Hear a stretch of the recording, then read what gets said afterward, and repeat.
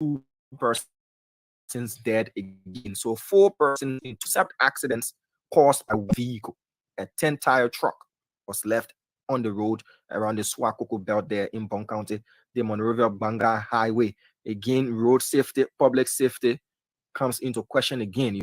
How are we making sure that broken down vehicles, there are enough signals? What we see in Liberia is people put the grass few meters away from a broken down vehicle, especially along the highway. But in our conversation on the morning show of the chief of public safety, he said even that is not recognized. But in our colloquial driving, we understand. Driving. Yeah, now. Our informal way, we get different way of doing things on the road that are not. I'm stretching my eyes. I'm still like, woo.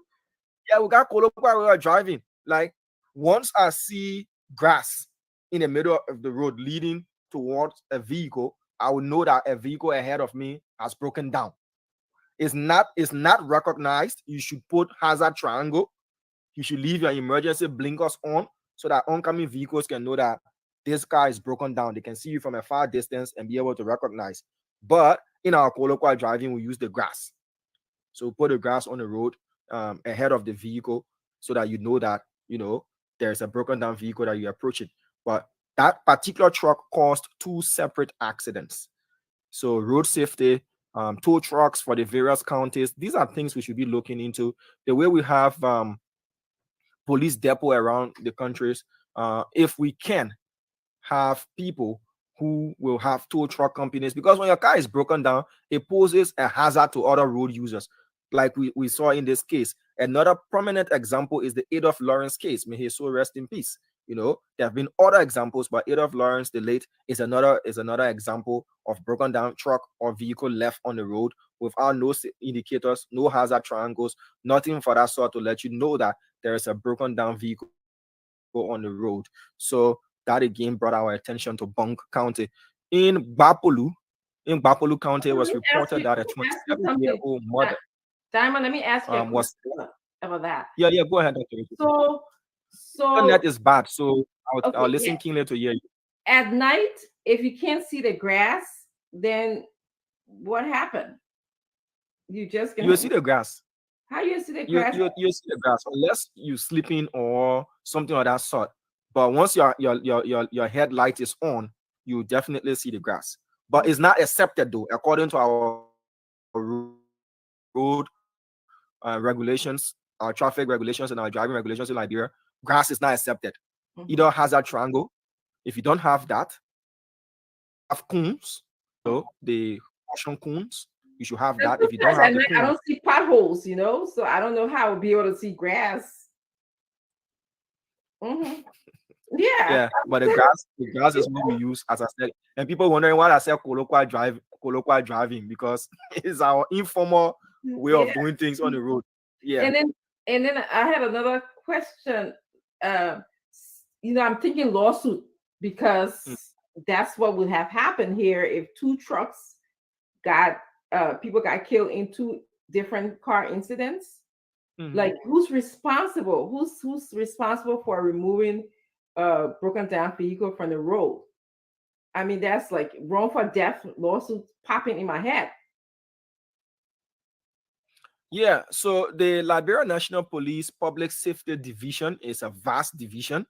They're responsible for highway patrol. They're responsible for the traffic division of the Liberia National Police. They're responsible for public safety in all aspects. So if a vehicle is broken down and you don't have and that vehicle poses a threat, what I learned from the chief of public safety is every broken down vehicle is reported. It should be reported. And if you cannot call a tow truck like the way you people have, what's that famous tow company you have in America that every small thing you say triple nine or triple what? There's triple A. I mean triple A. Triple A. Yeah. Yes. We do not have a triple A in Liberia. The police should also have tow vehicles, tow trucks. That if a vehicle is going to cause serious hazard, if something that can be worked on and vehicle can be worked on in a shortest possible time to get it off the road, or it can be towed to another place to be repaired, that can be done.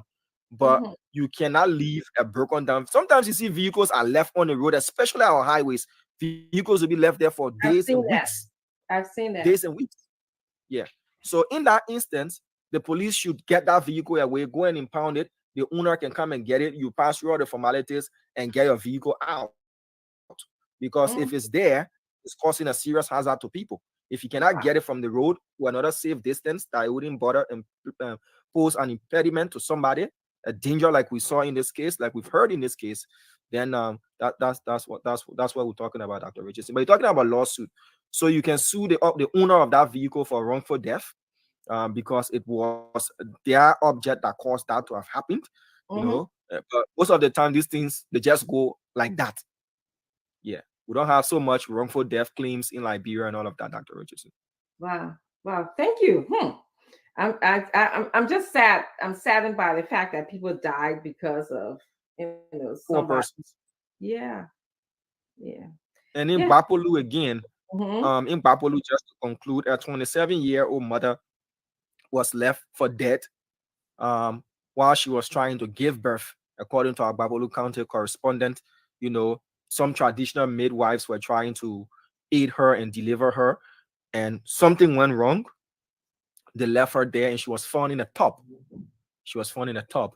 As of when we last spoke, those who were reported to have been involved in the delivery, they are all on the run, you know. So some complications, something happened along the way. Only they know what happened, but she was found dead in the tub, and in an attempt to Amen. give birth, being aided by some traditional midwives in the process.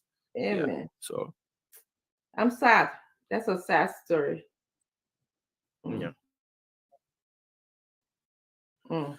So the biggest news in the country today, 10ish a.m. this morning, the former Chief Justice, former Senator of Maryland County, and one-time Justice Minister, Councilor Gloria M. Musu Scott, and three others, I'm about to name the three others, were formally charged and arrested today on 3 charges. So let me get the names of the three, including the former Chief Justice, who were invited. So they were invited to the headquarters of the Liberia National Police on the 19th. They were supposed to have appeared on the 19th, but according to her legal team, in a letter that is sent to the Liberia National Police through the office of the Commissioner of Police for Crime Services Department, the Criminal Investigation Department, Interpol 1, Honorable Emmanuel Do Jilikan 106 is his code. So they said she was unwell and couldn't have made the appearance, and promised today to avail themselves. So those three that were invited by the Liberia National Police include the former Chief Justice, Councilor Gloria Musu M. Scott, one old lady, Rebecca Ude Wisner, one Gertrude Newton, and one Alice Johnson. So the four were invited, and they turned themselves over today with their legal team. The former Chief Justice was wearing purple, a purple-like dress with black scarf around her neck. Another person listed was wearing purple and white lapa and all of that. And when they entered, up to when I left around 6 p.m. this evening, they had not returned. So according to what we gathered, the four of them were charged with the crime of murder, which is a felony under our jurisprudence, murder in the first degree, criminal conspiracy, and making false statements to law enforcement officers. So according to Title 26 of the Liberia Code of Laws Revised, on our penal law, let me tell you what murder is according to the Liberian Code of Laws Revised. So according to the penal code, the penal law, murder. I'll just give you a brief overview of what murder is. So murder, that is 14.1. 14.1. Murder is purposely or knowingly. If a person purposely or knowingly causes the death of another human being, or B, causes the death of another human being under circumstances manifesting extreme indifference to the value of human life, a rebuttable presumption that such indifference exists or arises if the defendant is engaged or is an accomplice in the commission of or an attempt to commit or flight after committing or attempting to commit treason, offenses defined in sections 11.2 or 11.3 of this title: espionage, sabotage, robbery, burglary, kidnapping, felonious restraint, arson, rape, aggravated, involuntary sodomy, escape, piracy, and a lot. So that is murder, and murder is a felony of the first degree in Liberia. But a person convicted of murder may be sentenced to death or life imprisonment as provided in sections 50.5 or 51.3. So under our law again, Title 26, this is what criminal conspiracy is. So we do criminal conspiracy, then we go to false statements. So criminal conspiracy 10.4. 1. Offense. A person is guilty of conspiracy to commit a crime if, with the purpose of promoting or facilitating its commission, he agrees with one or more persons to engage in or cause the performance of conduct which constitutes the crime, and any one or more of such persons does an act to effect the object of the conspiracy. So it has got 1, 2, 3, 4, 5, 6, 7. 7 sub counts under this. And then false statement, according to Title 26, says false swearing in official proceedings. A person has committed a first-degree misdemeanor if, in an official proceeding, he makes a false statement, whether or not material, under oath, or equivalent affirmation, or swears or affirms the truth of such a statement previously made, if he does not believe the statement to be true. So what the police have said, and that Councillor Musu Scott and 3 others who were named conspired criminally, and then they murdered Charlo Musu, according to the police in their findings, in their charges, and they then released and gave false statements. So there has been a twist as well. The CEO and the rest of the guys will talk about what was filed today by her legal team. They will talk about all of that. But as of when I left the headquarters of the Liberian National Police, she and those who entered, I mean, those 3 other persons, including herself, had not exited the building. So they've been charged. And tomorrow, the government have said, they've announced that tomorrow they're going to host a big press conference at 11 a.m. What we're getting from some sources within the government is they want to present the arrested 4, and they are going to now come up with the indictment and do it as a public spectacle. That is what we're hearing. But again, we'll see what happens tomorrow. As I said, there has been a petition filed, a writ was issued. The former CEO and the rest of the guys will talk about that. So those are major news, but that tops the entire pile. We all remember that on the 22nd of February, 2023, around 9:30 p.m., according to the former Chief Justice, her home was attacked. And, her home was attacked. And Charlo was killed in the process, according to her. An intruder, an invader, invaded their home, but she was able to have doused that person's, face with pepper spray, and she managed to have escaped and all of that. So this case has just begun, Dr. Richardson. It has just begun. We'll see a lot of argument. We'll see a lot of evidences presented. We'll see a lot of, witnesses, whether there will be expert witnesses. We'll see a lot, because they according to our son Noah Scott, they are not going to go down, without fighting. They are going to fight this to the letter. Mm-hmm. So we're watching this. This is just the commencement stage of all of this. Wow. Sad all over. It is really sad all over the place. But yeah, we're going to talk about it more. But Diamond, I want to thank you so much for your brilliant presentation. You always, bring in the news and highlight the important things for Liberians. And people really like when you give your presentation. So thank you for your hard work. Daniel Sano, I see that you're here. Thank you for coming today, and welcome to Spoon Talk. Thank you. Thank you. Yeah. So as we wait for our other panelists to join us, let's see. I don't know if you want to help me, Daniel, by just welcoming some people here. You can start with the first 6 or 7 names. Can you see them? Hold on 1 minute. Let me just go there. 1 minute. Mhm. Okay.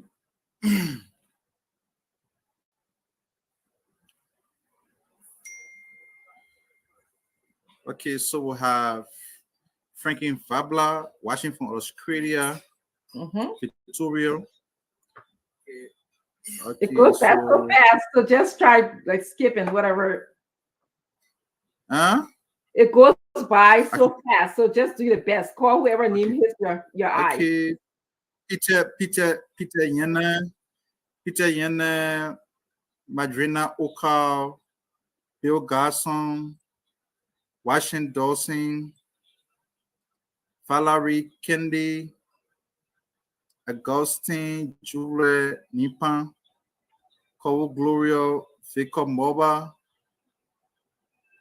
Stardita Franklin Yaba, Justino Jojo H. Bestman, Nayo Brown, watching from the USA, Terry Swati Genesee, Bedino King Jabba, Doris Bengu, GT Carvin Quo, Theophilus Williams, Washington, Ade Captain, Fanny Dennis, Mohammed Kewu, James K. Cole, Kenyanta Wia. So these are just few of our followers that are following the show already from across the world. Yes. Thank you. Thank you so much. We want to welcome all of you guys who are following us. It's so important that we welcome you to the show. If you have not done so already, please share the show. I'm going to ask Mr. Jerry. Mr. Jerry, you want to join us by welcoming some our viewers? Oh yes, I can do that. Let me see if my eyes are very good here. I can wear my glasses to give me more. Okay. I want to welcome Patrick Soman. He said he's present Royal Azumic. Is that Azumic? It's fast here, but Aku Joseph Kroma, Maurice Ziegler, and Melo Tukbe, Phoebe Do. I'm sorry if I pronounce Phoebe wrongly, but Emma V. Ketter, welcome here. We also got a name called Gugu. That's a very interesting name, Gugu. And Owusu Oscar Kofi Amladio, thank you very much for coming. Oman Zizor, Joe Sifas Jr., Sam Dopo. Is that Dopo? Yeah, Dopo. Aloysius Bobo, James Jacobs, Richard Kennedy, Solomon Howard. And let me do this one for Owusu Kofi again. And I thank you for coming. All of you, Bennett K. Barford, my own man there in Des Moines, Iowa. Thank you. Thank you. Thank you. I'm sure some of the names were called, so I'm gonna just name about 5 persons and then we're gonna go to the show. Omen Zazu is here from Lower Virginia, I believe. Jared D. Ajivon is here. Philip Balat is also here today. Dwayne Myers Yamo is here from Kampala, Uganda. So thank you so much for being here. I always like to travel through you guys. I'm traveling seriously. Recent Dawn is also here. Patrick Davis is here. Let me just see. Morris. That one went by too fast. Morris Zwana is here. So today we want to welcome you again to the show. We're going to be having a lot of spirited, interactive conversations here today. It's all about Liberia. Everything that we discuss here today is to help all of us make more informed decisions. I don't even want to share with you that many times when I leave the show, I'm pondering like, oh, how did this issue go? What did this issue? Or actually, if a friend would call or my husband would call and say, that's a different perspective today. Or I would say, well, I stand my ground in what I think. So basically, I'm sure you do the same thing. Join us and enjoy this show today. I'm going to start already as we wait for panelists to join. I'm sure many will be joining us. So Daniel Sanu. What's on your mind today? That's what we usually start today. What's on your mind? As Facebook would say, what's on your mind? We come here over, yes, we come here today again for a crowded, as usual, very crowded agenda because our country is not in a normal time. And so there's always a lot to talk about with limited time. So I think we have the former finance minister appearing today, right? You're supposed to, yes. I'm sending a text right Yes. now. So part of the misinformation and disinformation that was spewed out yesterday by the current finance minister. We're going to talk about it. Last night we're talking about it on another platform, so I'm happy that he will come back to this so we can talk about it. But basically, I think at the close of the day, what became of major concern to everybody was the ongoing investigation by the LMP of the death of little Chalo Musu and the dramatic trend which the investigation has taken. It's a matter of concern to all of us because a human life was lost, a life of a very promising young Liberian who has seen nothing was prematurely taken away by somebody somewhere unknown. Now, in a civil society, it is expected of the law enforcement agency when a crime is committed and when the person who commits that crime is apprehended and prosecuted and penalized, what it does is that it reassures the community that there is law and order in the country. And it also serves as deterrence for would-be perpetrators of violent crime against person. So that's why we would not want to stop at any length to encourage the authority of the Liberian National Police to investigate, but we also want to encourage them at this point to be very professional with the investigation. You know, from the onset of this whole case, and I listened to the narrative by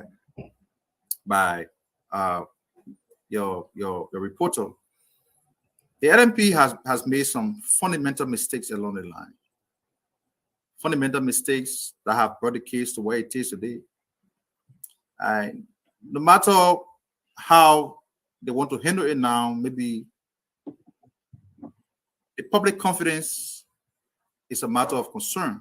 Public confidence in the way the investigation is proceeding from the beginning, a lot of professional missteps were carried out by the LMP. The manner and form in which they are proceeding right now leaves a lot of people to be concerned as to where are they heading. Because we do believe that if the LMP had reasons to believe that Councillor Scout and her family, quote unquote,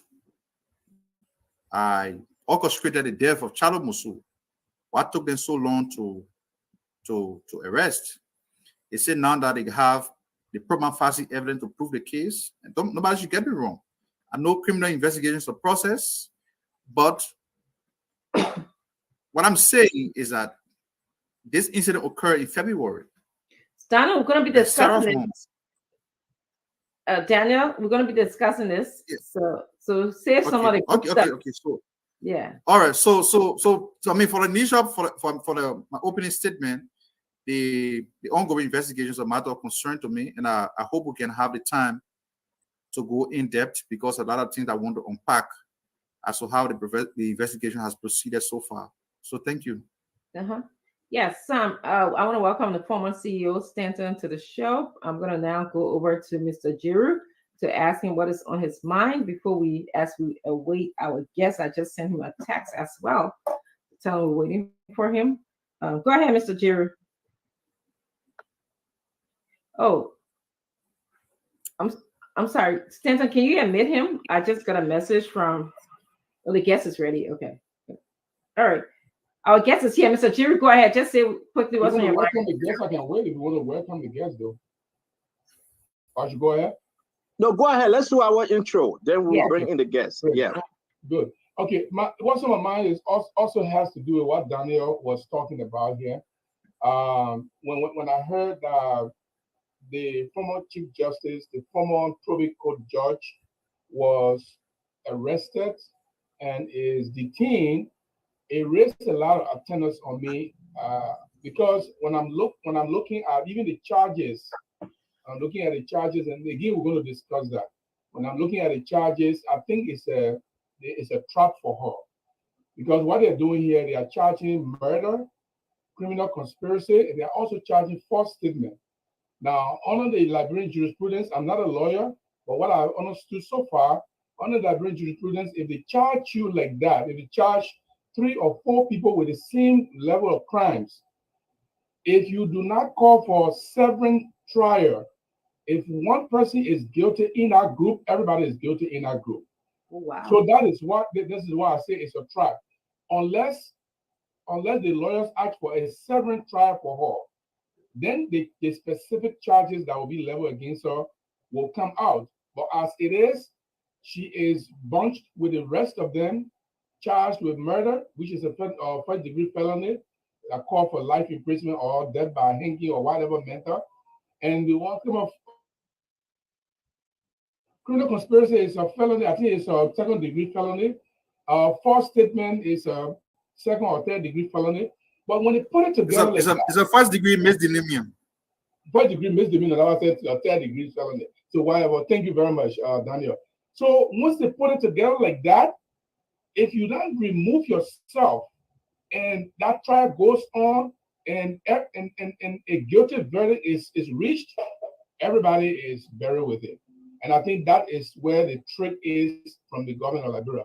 But they better get damn good evidence to prosecute them because they just lost $1 million drug case. I don't know how they're going to prove this one, but they want to make it as a spectacle. This trial will make or break the government of Liberia.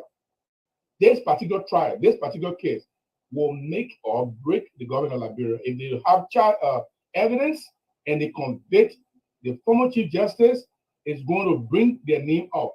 But if they lose this case, then it breaks them. That's the way I see it. But we're going to discuss it better later. Wow. All right, Stanton. Yeah, Dr. Richardson, good evening. Good evening. Good evening. You got to excuse me. I'm on the phone with Gloria Muson Scott's daughter, Jo May. I'm going to bring her in. She's here in the United States. Give me a few seconds, please. We know we get our guests. You guys can be talking. Okay. All right. I guess I'm overall sad today, basically about what is happening in Liberia. It's sad for the family, the government. There was so much noise surrounding this case, and it wasn't properly and effectively dealt with from a criminal perspective when it first happened February 22nd. So it has just prolonged, and I'm waiting to see. I'm basically I'm having some reservations to see what will happen. But it's I think my initial reaction right now is I'm just sad. It's just sad for our family. It's sad for our justice system. That it took this long for us to hear something. And I know, again, I know criminality is a process, but on the other hand, if we take so long to arrest, if we take so long to, do our investigations, and we have some wrong steps, because I know initially there was also some wrong steps with the investigation, it leaves some doubts. It leaves people wondering what is going on, and that's where I am. I'm just wondering, what is going on in our country? What is going on? I mean, with a family that lost a dear family member, and I heard her son speak today. I believe there were 2 of the sons that also spoke today, and I could hear the pain in his voice, and it was so telling that he said that. The interesting thing that I took from his presentation today was that he supported CDC. He said, we don't discuss politics in our house, but our house consists of people who support different parties. And he said, I feel like I have been let down by this government. I supported him. He said you couldn't tell him anything about CDC earlier. If you told him, anything about CDC, he was ready to, back and support CDC. So, to just see that, this family that supported the country so much, is going through this, and to see that all of the inconsistency that occurred in the investigation by the Justice Ministry, it's just not a good taste. It's just not good at all. So that's where I am. I'm in a state of discernment, contemplating stuff, and I'm sure in the next couple of days I will get my thoughts together. But it's just like wow. But I was also before Daniel comes in, there's a new dynamic. I think you see my hair. It was in the chat room. Go ahead. It is the rate of habeas corpus, and all of us know the rate of habeas corpus is the strongest rate in the land. It's a rate that is filed to release someone who was unjustifiably detained, and it has a 48-hour cap. According to the rate of habeas corpus, the law, if someone is detained beyond 48 hours, which is a constitutional provision of time within which the government can charge an individual, then you can file a writ of habeas corpus to have that person released. Well, according, they just arrested them this morning. I mean, was it yesterday? This morning, right? And then they filed a writ of habeas corpus, and according to the lawyer, they believe that the writ of habeas corpus lied because the threshold set by writ of habeas corpus have been met. Well, again, like, we are not all lawyers. Lami will come and Lami will tell us whether the threshold was met. I don't think the threshold was met because the 48 hour is the latitude under the Constitution giving the government to be able to charge an individual. But if it goes beyond the 48 hours, you cannot detain anybody beyond 48 hours. So I don't know if that threshold was met. But here is the funny part. If the writ of habeas corpus was filed today and the individual was taken to the court, let's say criminal court A, and what the government usually does is they wait. If the judge grants the writ of habeas corpus and order the defendant release, by the time you get outside the courtroom, they rearrest you and go to magistrate court and charge you. Oh wow! That's what they usually. So the possibility of Madam Musu Scott getting released and going home, to me, is very slim. The other part is, the third part is, you can be in the criminal court while the judge is looking at the case, is reviewing the habeas corpus case. They can go to the magistrate court, grab a writ, and wait for you right to the door.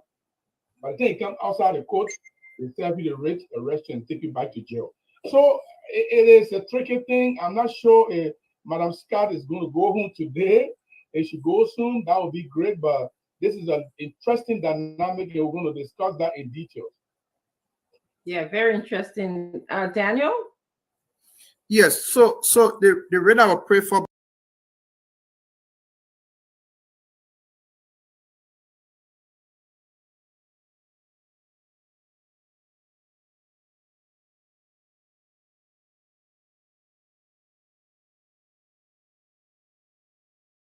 Getting released and going home, to me, is very slim. The other part is, when I listened to the police spokesperson on the afternoon conversation on OKFM, the police spokesperson basically ruled out the speculation that the government had charged these people. He denied that categorically. He said they have not been charged, but the NMP, in fact, the government of Liberia has announced a major press conference tomorrow. I don't know what is the intent of that press statement. We have to wait to see tomorrow, but we have reason to believe that a press conference that has been widely publicized by the government, centers around this Edeniko Chalo Musu case. So the lawyer have asked, her lawyers are basically asking the government to produce her in court to give explanation as to why they are holding on to she and the others. But I think Damo came in here and said there were charges filed, right? But I said the police, yeah, he said that, but the police spokesperson denied that, said they have not been charged. And if they have not been charged, then that's the reason why the lawyer had gone to court to pay for the rate of habeas corpus. I get it. I get the point. I'm just looking at it for the 8-hour window. That's all. I mean, anything can happen in the court, and I'll be glad that the 48 hours does not have to lie, and she can be released and go home. I mean, it is stressful to see someone relative of yours pass away, and then they say, "Well, you killed the person, so why are you mourning the person and you have to deal with the legal wrangling?" It is something. All right, I beg you. Let's see whether Dr. Richardson cannot come in. Thank you. Let's see whether I think Boima Kamara, the former finance minister, is in the back. Mr. Minister, if you can, we will ask you to please come in by way of your video. Then we'll bring you on. Before we do that, just bear with us while you stay there. Let me bring in Minister Fagon. It's very interesting today. Surprisingly, we received a call from Councillor Scott's daughter. Her name is Jo May Scott, the daughter of the Honorable Gloria Muson Scott. She will be appearing also. She will be speaking on this network concerning what happened today at the Liberia National Police Headquarters. And we also hearing from our reporters that there will be a very, very big press conference tomorrow at the Liberia National Police Headquarters, Central in Liberia. But for tonight, we have our guest, Minister Boima S. Kamara, former finance minister under the Madam Salif government, and we'll be having a very important show. We'll remain to the conversation. We're also going to announce today that something strange happened on the Senate floor today. Something very strange. All of the appointment from President George Manneh Weah, their names were sent for confirmation. Everything was black today. Everything was black today. The embarrassment of Aboche, I have not seen it before. The embarrassment of Aboche as he represents as a pro tem from CDC, he had his worst embarrassment today. They don't stood on the ground. Jeremiah Kuhn, we have the entire list, and we will be going into that conversation. They say anybody, President John Manneh, we are saying that it can be his cat, his dog, and all his girlfriend, and they will black them. I don't know. I didn't say that. They say anybody, President George Manneh, we are sent there because he's a lame dog president. They will black them. So he can send his cat, he can send his dog, he can send a puppy, he can send a keke, he can say meow meow. They will black all of them. And that's exactly what they say. It's not mean. They black them today. Aboche was so embarrassed he walked off. We are going to download that video for you to see because these guys don't say, Mr. President, you on a lame dog session right now. We cannot confirm any cat dogs from you. I'm not saying those guys are cat and dogs, but I'm saying these guys that are putting their feet down. You have Senator Delon, you have Yombly Kanga Lawrence, you have Jeremiah Kuhn, you have Senator Borchard, you have all of them, 15 of them, 15. We're going to have a wonderful show, folks. We'll be bringing in the former finance minister. The reason why I bring in Minister Kamara, Boima Kamara, is to talk to us as to what's really happening. We thought Senator told small lies. But what we observe today, Senator told the lies that will go down in the Guinness Book of Record, that the greatest lies ever on the face of the earth. And that's why we are bringing Boima S. Kamara, the former finance minister. Folks, let's welcome Boima. Share the show. It's going to be a big one today because it is why it is. Liberia deserves better. Let's bring in Minister Kamara. Minister Kamara, welcome to the Spoon Talk. It's good to have you. We will be on the show, moderating the show today will be Dr. Francine Chinwe Richardson and myself till I can leave.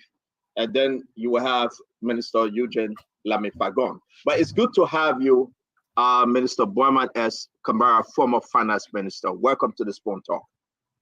Thank you, Stajan. Thanks to all of the panelists. I'm humbled to be again with you guys. At this point in time, this would be a moment, what I refer to as evidence-based, somber reflection on the state of our nation. How we as a people, we've come, predating the current RIA administration, predating the Sirleaf administration. From 1847, a country so rich, yet so poor. Why? And I just want to greet all of the fathers in the land. We celebrated Father's Day on Sunday. And I say special greetings to all of the fathers in Liberia, especially those that are dear to me. I lost my father in 2005 while I pursued my master in Ghana. But I just want to say happy Father's Day to you, Bishop George D. Harris of the Philadelphia Church International Ministry. Happy Father's Day to Bishop Johnson. Happy Father's Day to Pastor Babalola, Apostle Nuva. All of you in the Mother's Land, Stanton, Eugene Fagon, Daniel, you are special fathers. Mr. Gibson Jeru, and Councillor Lame Pagoy. Happy Father's Day to you guys in the house. Well, I just want to premise to get started. The reason why I'm appearing today is a message from the Lord. I slept on last Wednesday. Early in the morning, 2 a.m., I was awakened by the Spirit of the Lord and said to me, Boyma, too long. Your nation bleeds. And all of you are silent. What's happening? And the Spirit of the Lord took me to this quote. And that referenced two persons. Plato, you said the penalty for good men, the penalty good men pay for indifference to public affairs is to be ruled by evil men. Thomas Jefferson, I quote, all tyranny needs to gain a foothold is for people of good conscience to remain silent. And I will end on the third. Government is not evil. It is the thoughtlessness and vices of men that make it a necessary evil. However, when all men are good and wise, evil succumbs to the Lord of non-resistance. Indeed, the time has come that we must rise up. And in the cause of our country's defense, the circumstanza of our national anthem says, in union strong, success is sure. We cannot fail. With God above our rights to prove, we will overall prevail with heart and hand. Oh my goodness. Our country's cause defending. We meet the foe with valor unpretending. Yes, sir. Long Yes, live sir. Liberia. Yes, sir. Happy and glorious land.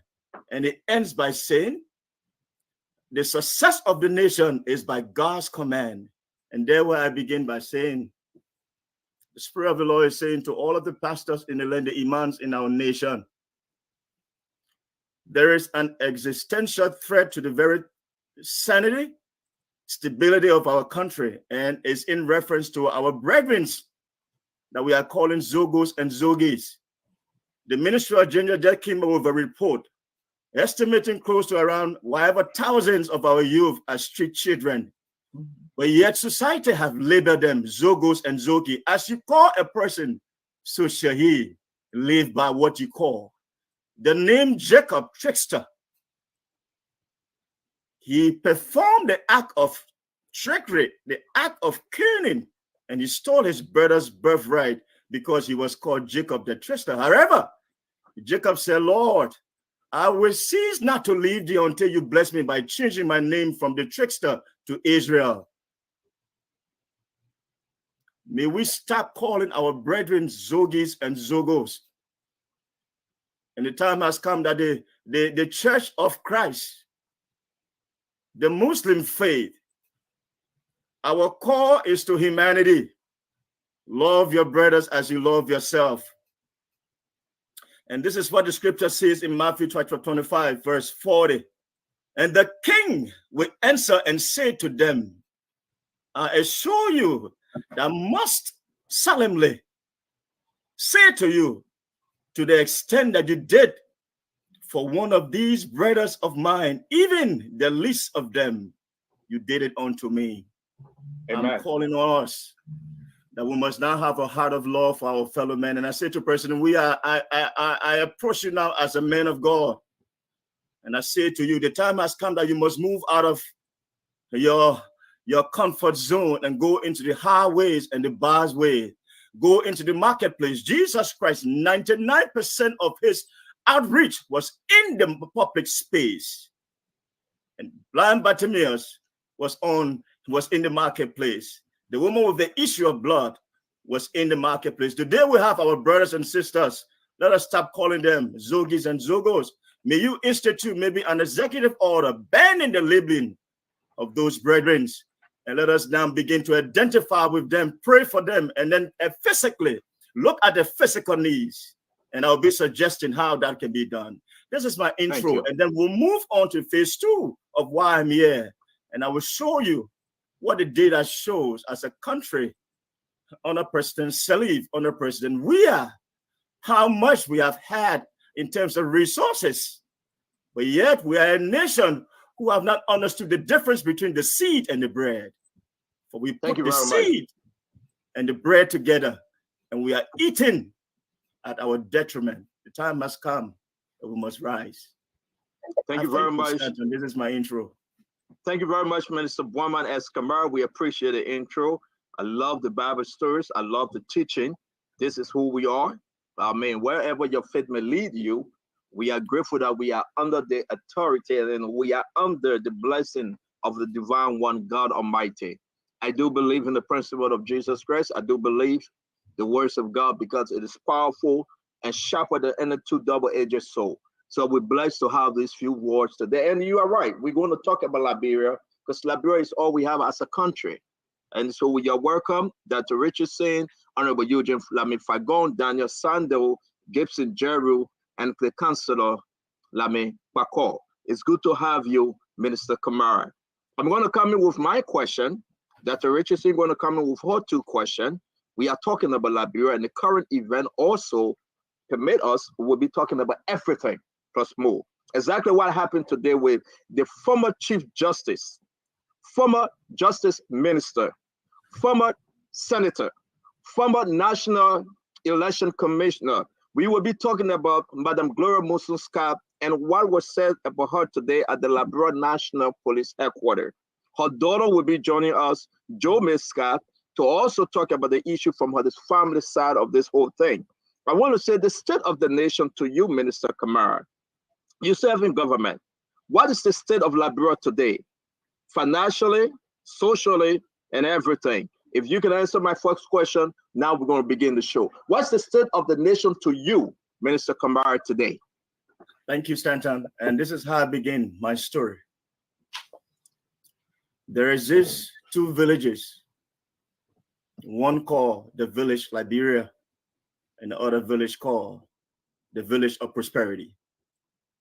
In the village Liberia, they have $20. And I'm speaking this way so that my mother in the marketplace, my brother riding his pen, wherever you are at various levels, so you will easily understand what we are talking about. So in the village, yeah, go on. I'm on the air. Go on. That's the little man. The little man. The little man is saying, Daddy, I'm seeing you talking. That's his first time. Okay, seeing him talk. Okay, say hi. Say hi, and then you can go. Hello. Say hi, nation. Hi, Dr. Francis, son will be your friend. Yes. That's Triumph. That's Triumph. That's the last guy. Sorry for yes.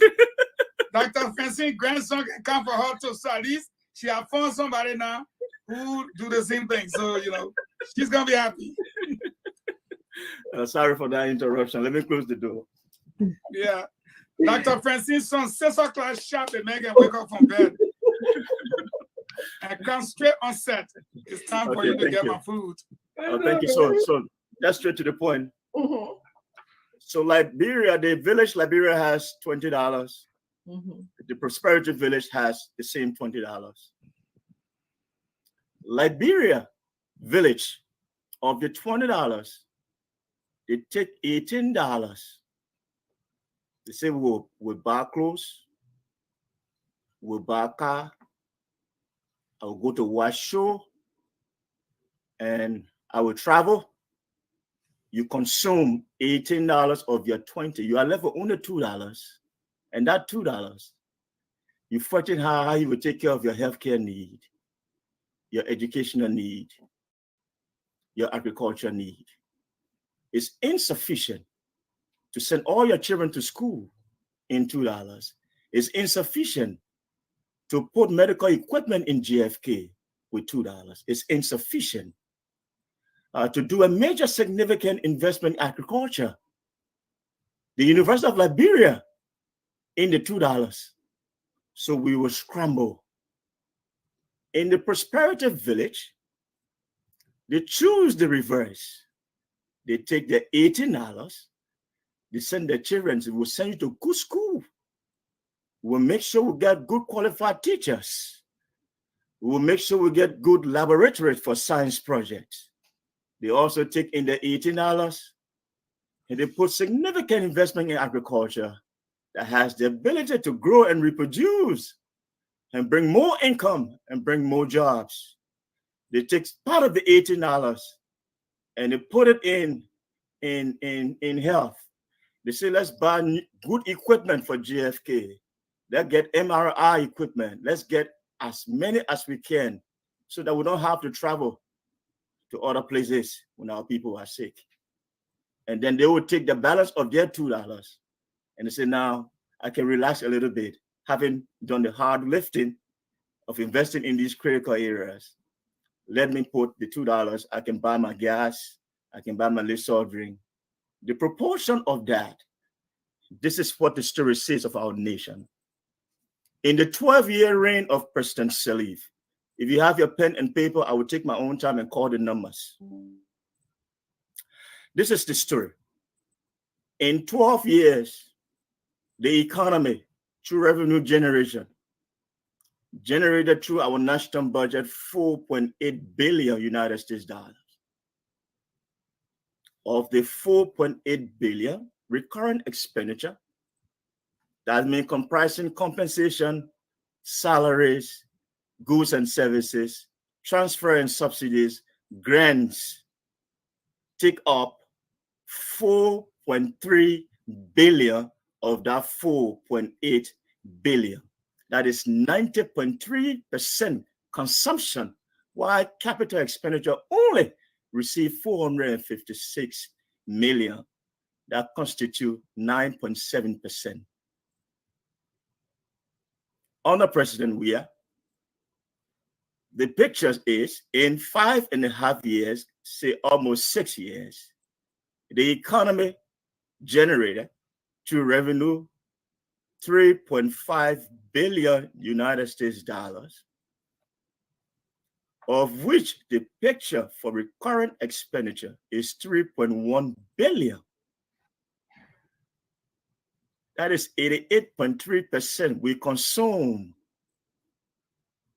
as a nation, and only $401 million in 5 years we say we put into capital expenditure projects like health, education, agriculture. However, when you see, even in this capital expenditure, on what can we see? So these are some fundamental questions we have to be asking ourselves as a nation. So 88.3% recurrent expenditure of the $3.5 billion, and then only 11.7% is on capital expenditure. And what this means for us, as long as a nation, we choose to go this path, our people are suffering. And why are they suffering? Let me give the breakdown. The people that represent us in the legislature. And let me just give a little context. Somebody may say, In 12 years, 4.8 billion. In 6 years under president, we are 3.5 billion. It's almost equal. Is there something magical about 5.5 years, almost equal into 12 years? The reason why 12 years has 4.8 billion, it came from a low base of a budget of 80 million in 2006. So President Sirleaf, to her credit, she had to do the heavy lifting. Year one, from 80 million, you gradually grew to 100 million, a national budget size to 200 million, and up to the 12-year reign in 2017 took from a low base of 80 million to almost over 500 million or close to 600 million. So that is the reason why the Weah administration had now a better base of over 500 million. So in 6 years, it is not anything special.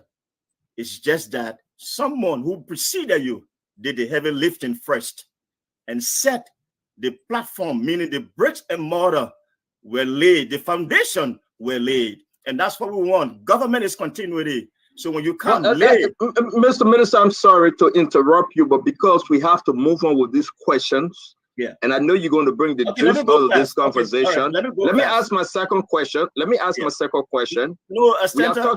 yes, sir. Can I just complete? Give me just 3 minutes. I will complete the story in terms of the breakdown. Okay. It's important. Thank you, sir. Thank you. Okay. So for the legislature, in 12 years, the legislature received 309.6 million of the 4.8 billion. Under Weah administration of the 3.5 billion, the legislature received 290.2 million.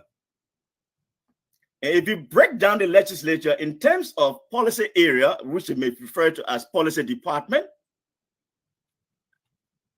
especially in the last 6 and 5 years,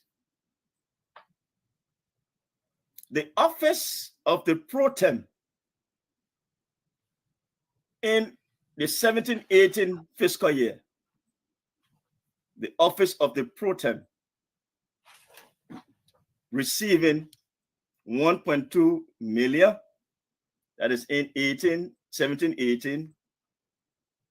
18-19, 19-20, 20-21 to 22. The legislature, in terms of a breakdown by year, there's a reason why I'm saying this. The office of the Speaker, the House of the Senate, the office of the Pro Tem, the office of the Deputy Speaker, the House of Representatives. They take in 17-18 fiscal year 49.3 million,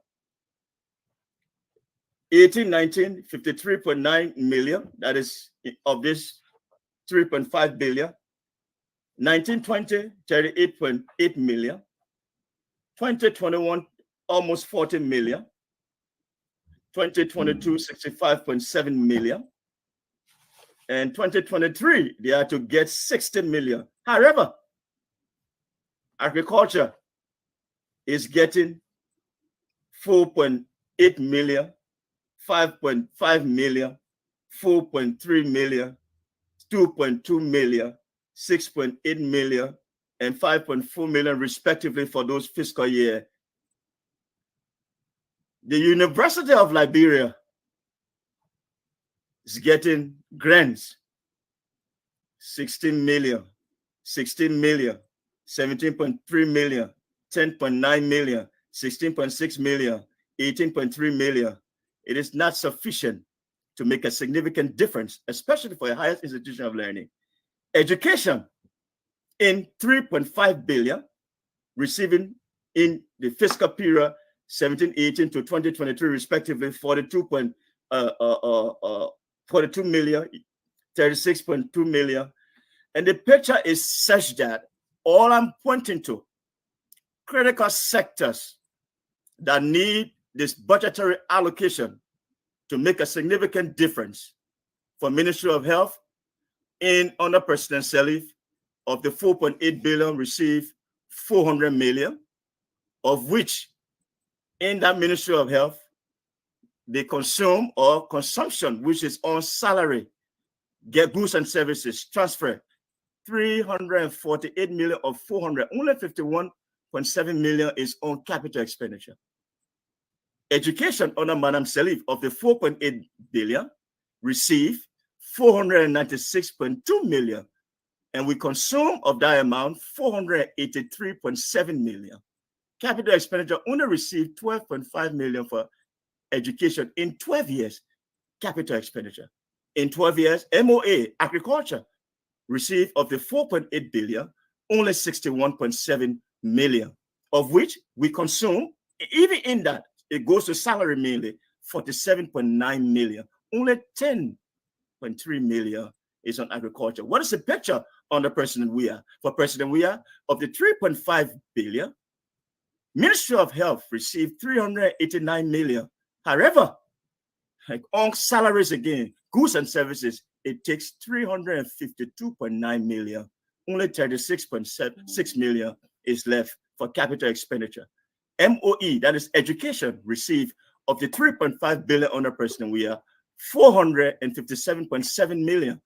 And consumption again takes 446 million. Only 11.7 million is for education. So let's just be. I'm sorry. I'm ending on Okay. agriculture. Agriculture is that we treat agriculture as a stepchild.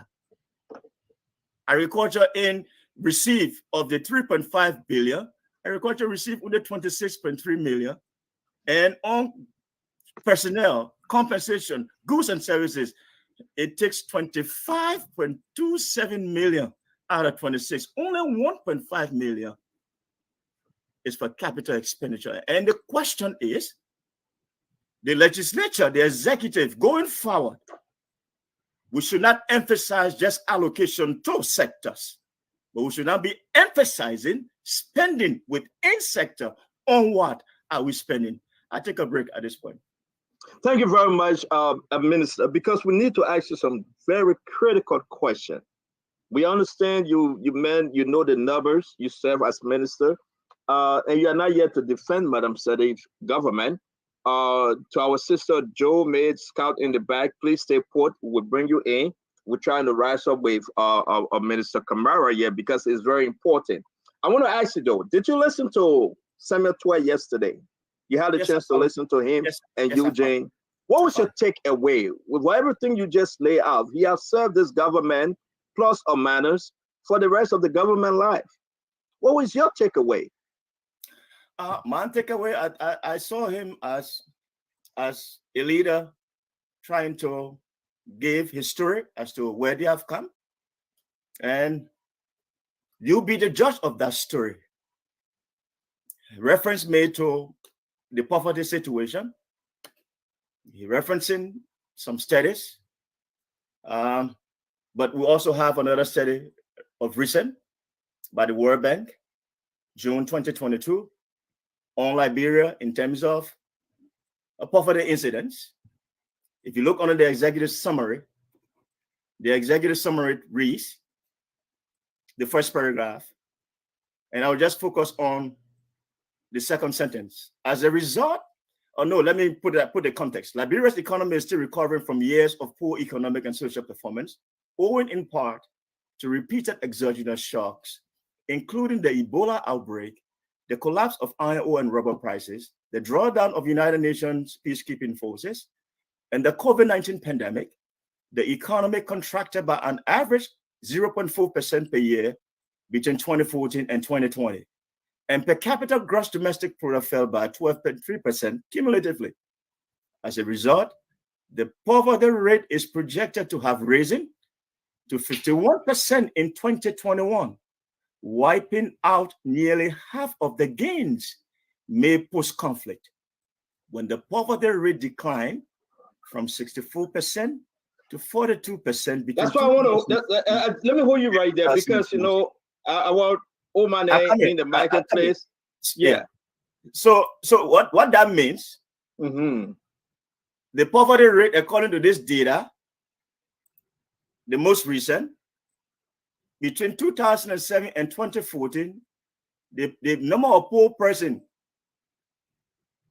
reduced a little bit. It came down from 64% to to 42%. However, in 2021, given all of the things that have been happening around us, when we say exogenous shocks, my people, the Ebola that killed many of us, many of our families, like for me, a peace be to my uncle and his entire family, 9 out of which I think only 2 or 3 survived. So the Ebola killed some of our people.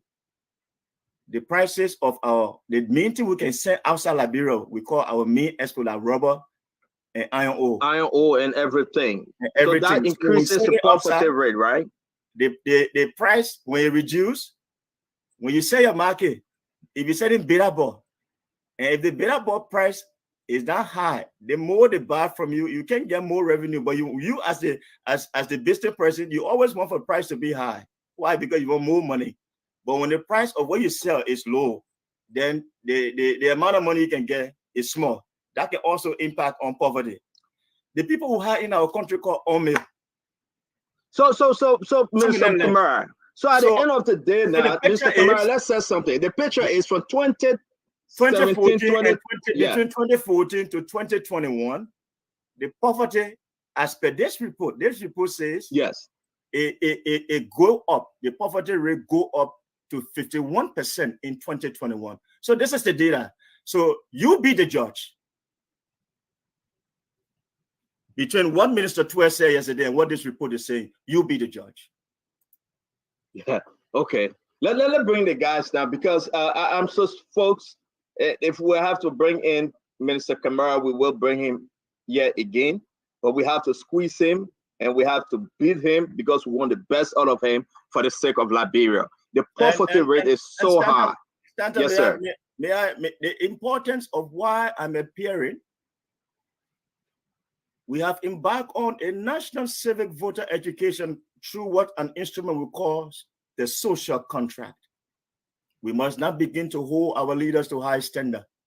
Correct. In that social contract, it says all those vying for the office of president and vice president, you will have to commit to what we call zero tolerance to corruption, zero tolerance to human trafficking, zero tolerance to drug trafficking, substance abuse of our young people, to the extent where you will commit as a person vying for the office of the president. With all of the numbers we have shown, the time has come, then you must now make a sacrifice now. Liberia needs sacrifice. So your salary as president, we're suggesting it should not be more than 6,000. And we lay counts as to what should apply for deputy minister, assistant ministers, and down the line. In consultation with the legislature, we are calling on the people's representative. We elect you to these offices. The time has come, you must put the citizen of Liberia at the center of the budget. And when we say at the center of the budget, going forward, capital expenditure on a year by year in the first term of the president, let capital expenditure as a share of the national budget be at least 10%, year 2, 20%. So you can imagine Stanton go to year 5 or year 6 under a president when the share of capital expenditure should just be say 50%. So what is 50% of 4.8 billion? That's 2.4 billion. You know what 2.4 billion can do? That means as a country, we need to just ask ourselves, do we have to even borrow? Let's bring in Dr. Richard Saint, Eugene Lamik Faigon. We'll go to Councillor Lamik Pakor, Gibson Jerry, Daniel Sander, and Alpha Dika will be last in answering the 2 questions each. Dr. Richardson, please. For the sake of transparency, I'd like to announce that Mr. Kamara is my uncle. So I just want you guys to know that. Faigon. Yes. Oh, yes. But you see, you didn't tell us, and we invited the man here, and now you're telling us. My late mother's brother. Full disclosure. Yes. So, Mr. Kamara. Wait. So now you're causing a king Osa Jenna? Please, I beg you. Yeah, that was the cousin. So, I just want to make sure. Different things. So, Okay. Mr. Kamara, Yes. yesterday I listened to Mr. Twes and Mr. Nambi's interview. I got confused at certain portions of the interview, and I want you to please help me with some clarity, because at the time, I believe, well, during the Ellen government, you are Minister of Finance. Anyway, the last Minister of Finance, and that's for 16 months, so 16, 17 months. Yes, So and before that, I you came worked. at the end. Yes, before that, you worked in the ministry. They were talking about At the the Central road between Ganta and Saniquale, and also the Ganta Highway there. And Mr. Twe said that the road was sponsored by loans and grants. No, Mr. Langman said that the road was sponsored by Liberia. Then I know that Mr. Moneyval was involved in gathering money for the road. Could you please kindly tell me, was the road funded by Liberians, or did we get grants for that road? If you just thank you, Dr. Francine. To do justice to this issue about rural fundings and what have you, we can better prepare. However, let me just give, for example, the Banga Salaye Road Project. Funders, the government secure funding for the Banga Salaye, so that Lofa County Road. OFIP gave us 20 million, ratified by the legislature on August 19, 2016, obtained. Badia gave us 12 million. It was ratified on August 19, 2016, and obtained. The Saudi Fund gave us 20 million, ratified on, that's July 13, 2017, just before I was leaving office. So that's 42 million. That's 20, 40, 52 million. So funding for that road was secure, man. So I just want to speak to that because that's my recollection on that. So regarding and then the thing is, can you add no, this? 1 minute. I was in 1 minute. 1 minute.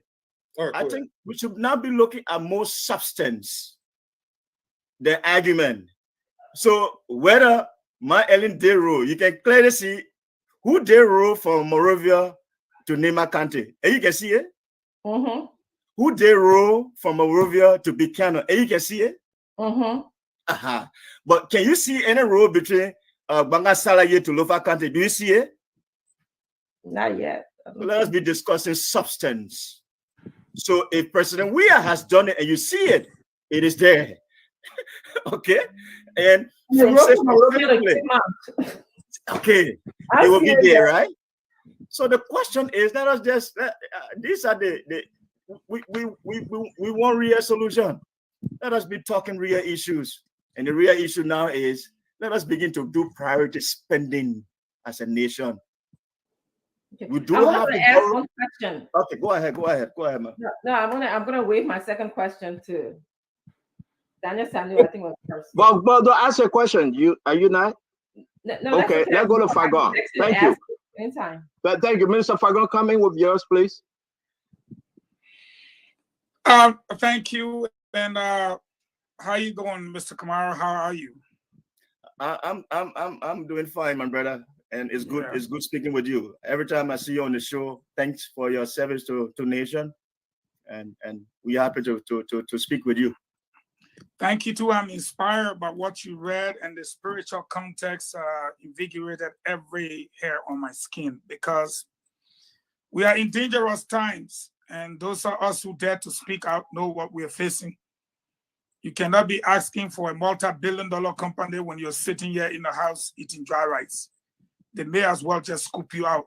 And I believe that's the reason why you don't see many people out there, or you don't hear many individuals speaking out. They're very, very afraid. So my question will be general, but contextual.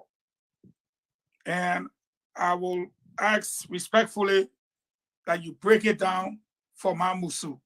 I don't want you to speak to the level of Daniel Sanu or Bagoy. Do not speak to the level. Please speak to the level of Mamusu.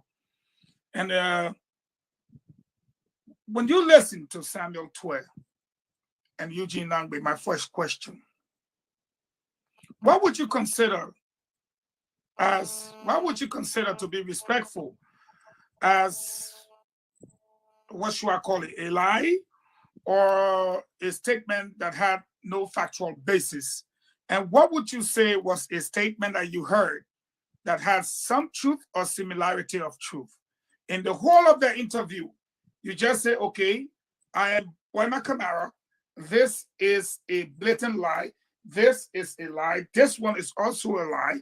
And then you say, okay, I think they said something truthful about this one. Help me just summarize it for me for about 2 minutes. First question.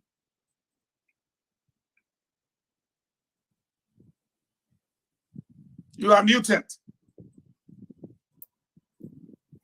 What I see in terms of Minister Tue, Commissioner Nangwe attempt was to say, as a country, we had an ambition. We promised 1 million jobs. But when we came to office, the condition precedents didn't permit for. And I can say to you, sitting as a Minister of Finance, it's not an easy place in terms of governing and serving as the financial manager of the country. So they were saddled with the issue of the pass-through effect coming out of Ebola. It did still linger, and those were things that we were confronted by under the Saliva administration. Those are true. Commodity price in terms of weak external demand was the case. True. And you see a parallel between the two administrations. Ebola struck us. We survived. In their case, COVID-19 struck them. They are trying to survive too. So those are contexts that the border on economic governance in terms of financial management, in terms of revenue generation, domestic mobilization. So they were trying to just come out and say, my people, we promised you 1 million jobs, but we were only able to do 27,000 jobs, and we're still working hard. So honesty from the part of official, that's what we want. But on the other end, if you talk about poverty incidents, all right, and he make reference to a data. So I would say to you, the journalist, the Fourth Estate, begin now to do your research well. If Boima Kamara said poverty rate is this, however, there's another report that says the contrary, then my response to you in terms of truth or lie, I say you be the judge. All right, now, you know, you are my friend on that just now. I went straight to Librarian English. You are my friend on that just now. Because I see there was an attempt not to throw your man under the bus. So say you don't want to throw your man under the bus. I have a way where two of you can go on the bus. No, that's not why I'm here. I'm a professional, Eugene. You go in there. You go in there. So today, you know, our people. I've never gone on any bus. The people on the show, they can tell, oh, press it. So we're coming for you now. Here is it. You had a very low budget, an unambitious budget. You paid your people $150 as the law required. That's correct. Your friends then came and said that, whoa, we will raise the budget. And they wind up cutting the salaries that you could barely collect money to pay, but you paid it anyways. That's correct. You're saying that's correct? But your friends then, this economy and no jobs thing you're talking now, your friends then wind up paying the people you were paying $150, wind up paying them $45. And not just your friends, the president at the State of the Union address, State of the Nation address, said, Honorable Speaker, I did not know until quite recently that over 15,000 people in my government were paid below the minimum wage. Your situation of Ebola took over 3,500 lives. I serve as deputy minister in the government, and we barely lost 300 people of all the events. We were praised as one of the 10th best countries that handled COVID very well. So I said to you, we know now what the poverty is. Thank you for explaining that to us. Yes, we catch the record. But see your friends then. They are now almost 800 million in their budget. You don't raise your budget unless you have the revenue backing. And you will not get revenue backing unless the economy is performing. That's correct. Where is this voodoo economics? You better help us here before we get this. You Okay, better don't get help vexed. us. Okay. You have 500 million, you pay out 150. They may get 800 million, you pay us $45. You gave us bag of rice for $13. Your friends spent 11 million to subsidize rice and gave it to us for $22. You collected the road from 30 cents on a gallon. Your friend Kim collected 50 cents on a gallon. At the time he collected 30 cents, gasoline was $3.50. Yes, we understand the war in Ukraine, but gasoline now is $5.20 to $5.50. Help us understand your best friend voodoo economics, please. And as a professional, I frowned on the entire harmonization process. So what you call harmonization, it was just a redistribution of poverty. Thank you. You can't. And this is it. What you did in effect is that the real purchasing power of people were reduced. And that's just the direct income effect. The other side to how we should be analyzing this matter, you look at the inflationary impact on people. So on one end, you did harmonization. On the other end, the macroeconomic fundamentals through inflation. The higher inflation is, and the person's income remains not considered consistent with the growth in inflation rate, higher inflation fixed, meaning if they give you $100, all right, you earn $100, inflation goes up by 10%. That means that $10 for your $100 you no longer have. You only have $90. And if you think you only have $100, you suffer from what we call money illusion. So to have gone into a harmonization process, reducing people's salary by law, it was even a violation, and the legislature should have defended the people. Salary by law, you keep it at that level, and any attempt to have reduced it. So what should have been the trade-off? If I were the minister, you put a freeze on hiring, which we did.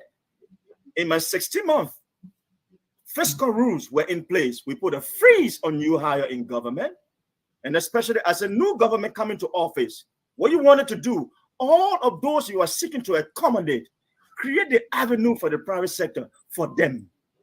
Take 10 million, put 10 million in agriculture per wagon. See this.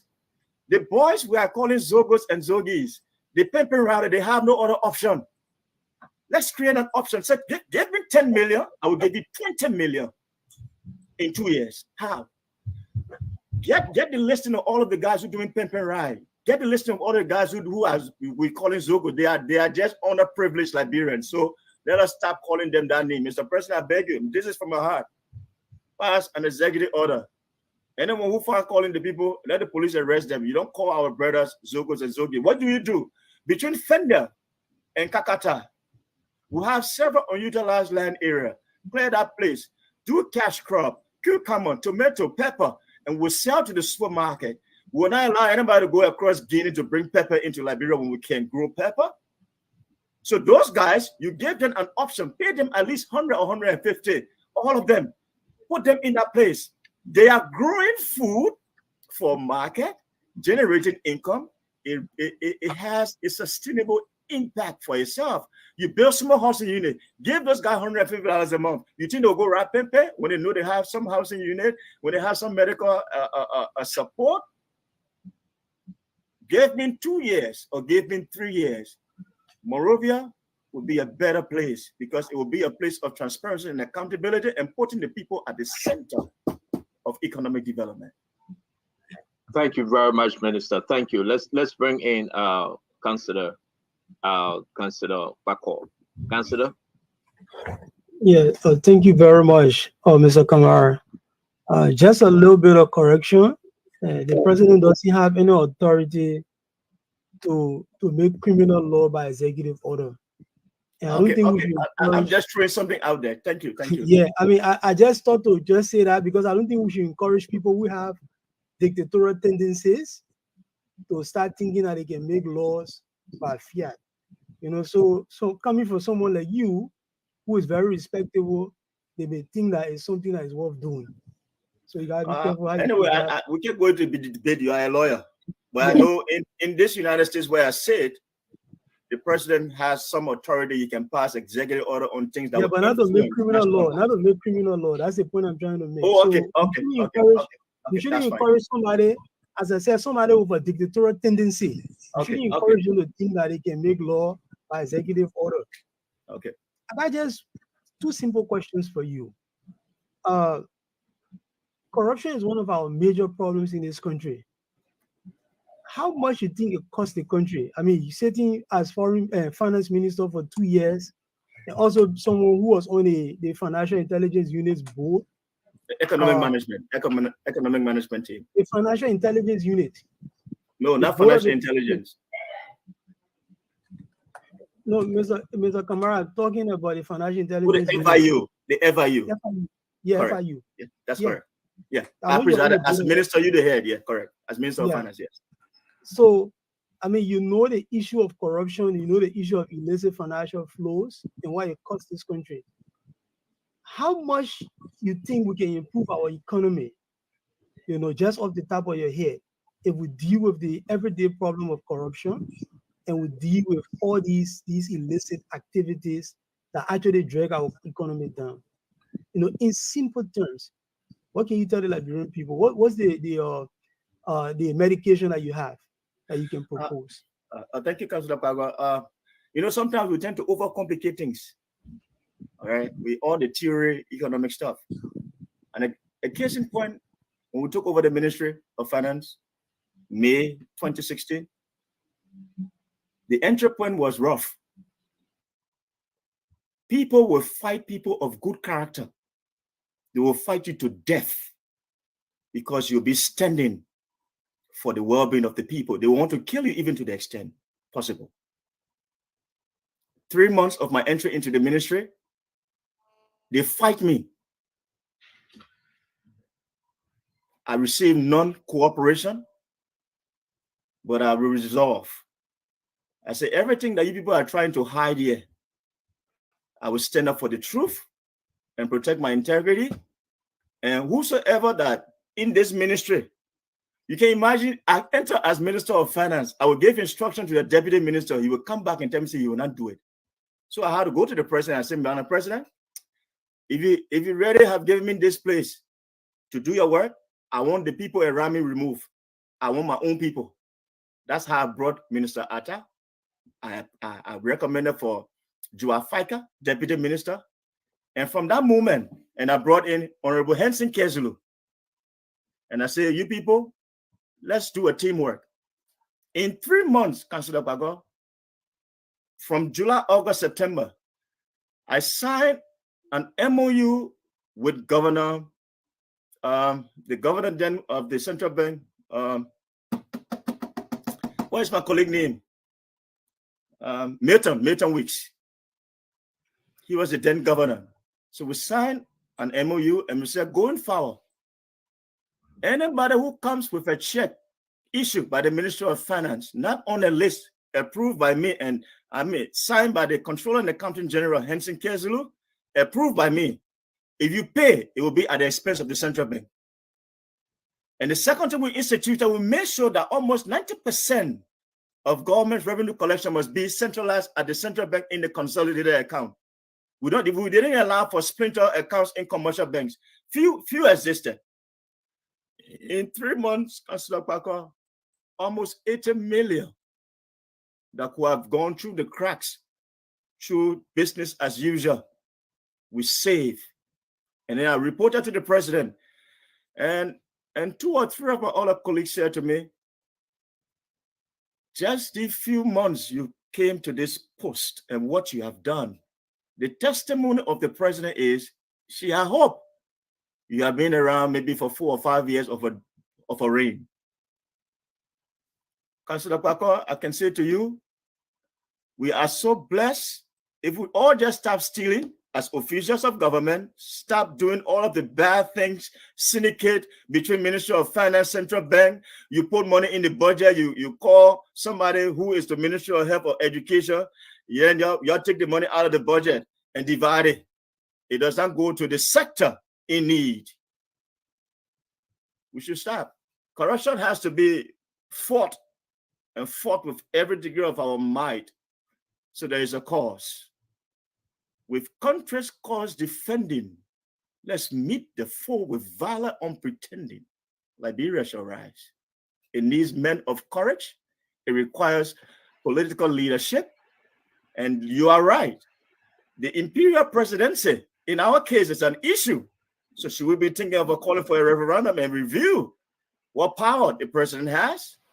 It's inherent in the people, and the time has come. That's what this advocacy is saying. Power to the people, because the government is for, by, and of the people, so that the people become to be educated. So you and I on this show, who are the enlightened? Let us begin to go into all of the counties, all of the every area, and let's begin to break down these things we are talking here, and give our people greater position of strength. That when the opposition, when a candidate comes to you and asking you a question, then you know that this social contract we are advancing, Lami, you being in the CSOs. So let's take this social contract and tell our people, when a candidate comes to you, this is a bargaining chip. They should not just give you rice, you take. They should not just give you money, you take. Now you can tell them, say, thank you for your rice. But these are issues of concern. Rampant corruption has to be addressed. Issue of substance abuse. See our brothers and sisters. Some of those guys, I just came when I did my registration in April, and I walked Broad Street, go down Center Street. I grieved, I cried. I say, is this the Liberia we seek? Those are people in need that we must help. It is possible. Yes, we can. Thank you very much, Minister Kamara. Let's move to Gibson. Mr. Gibson Jeru. Excuse me, Councillor. Thank you very much. You have questions, right? Wait, hold on 1 minute. I thought you said you asked We a have simple two question. questions. But you did ask Nobody two asked me questions. two questions. I asked me one. Okay, go ahead with your second. Go ahead with your second, sir. Okay. So I will just preface my question by saying that compact, I think you should prepare that compact and have all the political leaders sign it, and all the legislators also sign it. I will send you the copy. I will send you the copy. Any help? That will be. We will be the first people to sign onto it. We'll be the first people to sign onto it. And I think you should have a consequence clause also. Oh, another thing. You should please send me your email after here. Let's talk. I will do that. Thank you. On a scale of 1 to 10, on a scale of 0 to 10, in fact, and 0 being the worst and 10 being the best, what will you put Liberia? And how quickly you think, if it's in a worse state, how quickly you think we can move the country forward, and how long you think it would take us to recover? It will be to respond to such a question by asking, what is the reference period? You're asking me. So what am I assessing? I mean, am I assessing over the past 5.5 years? Over the past 5.5 years. So over the past 5.5 years, what are we looking at in terms of scoring? Are you talking about political governance? Are you talking about economic? Political governance, all the basic economics, education, or rule of law, those basic indicators. So there's a more foundation assessment of Liberia. Yes. You have the United Nations documentation. This recent June 2022 report on poverty in Liberia, it clearly tells us that things are not better off than it was 5 years ago. You ask the question, exchange rate in terms of the Liberian dollar to the United States dollar, has it depreciated? Yes, there's a depreciation in the value of the domestic currency. Is that something that is better off or worse off? We say no, it's worse off now. The question about extrajudicial killing in our society, is that a concern? Was it happening? Did we kill 5 professionals? Matthew Innes, he happens to be a brother. When the day that guy died, something in me still bleeds, because he was like a brother, a person who comes from a struggling, modest background. We struggled together at the University of Liberia. We walked to school many days, but in the discharge of his duty to society, he got killed. For other gifting Lama, are those something with continence? It's evil of the day, and it has to stop. It's worse. That wasn't the case under the Salif administration. People had the right to express themselves, and they were allowed to express themselves void of being threatened. Irrespective of the fact you came from a different political persuasion and alignment, I, as Minister of Finance, I signed onto a document that the current Minister of Finance, he was appointed to the ADB. He came from CDC. He was now Unity Party partisan.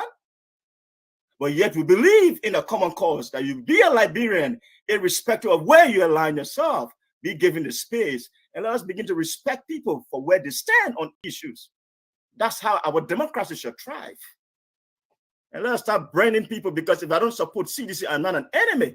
It's just on the matter of what we believe in terms of the way forward for our country. The day has come, and I'm calling on all of the enlightened. Governor Jones, you are where you are. You are a father to the nation. We need you people. Double Jala, we need. Gafan, we need. Let's come back to the table. Liberia needs us. Our people need us. We must do this for Liberia. And I can tell you, this election going forward beyond 2023, they caused through this. I'm saying I'm just emotional because I see our country bleeding right before our eyes. And we are silent.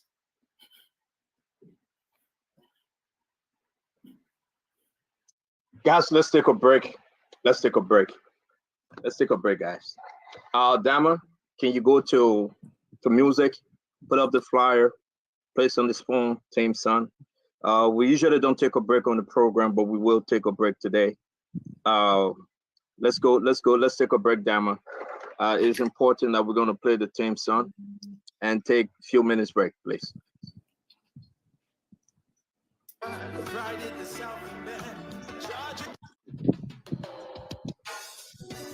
Yes, sir. A special one from the CEO, stand on with the spoon. And your boy, right at the South Bend. But I'm on the course. Yeah. It's emotional.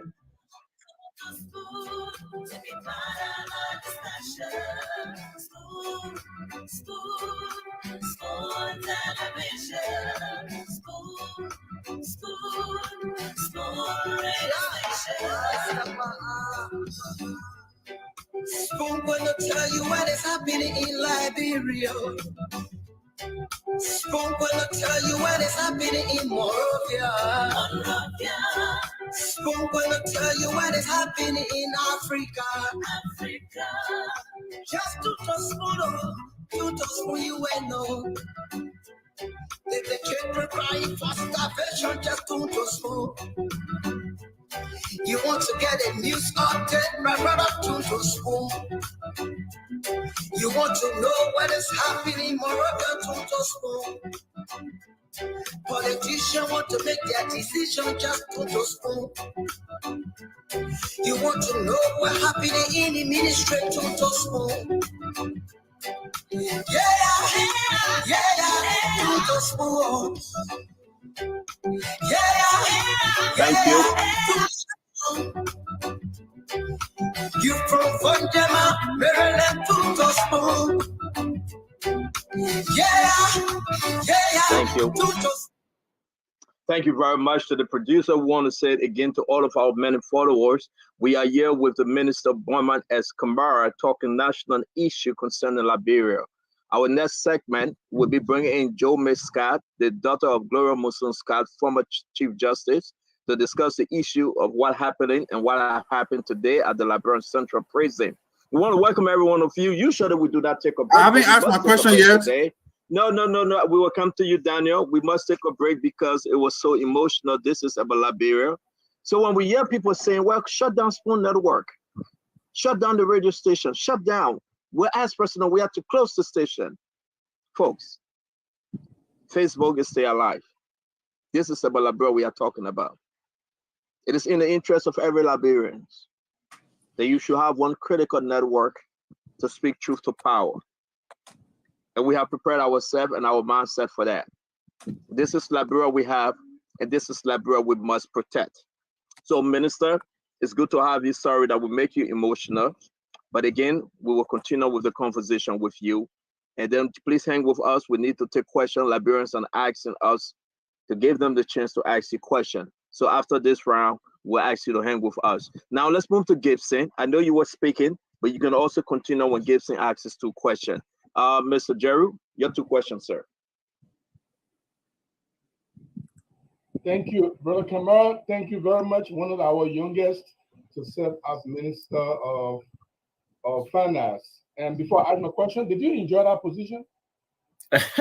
Yes, I say it was an honor because in hindsight, I believe God put me there for such a time as this. Did you think you made some mistake there? I brought improvement rather than mistakes.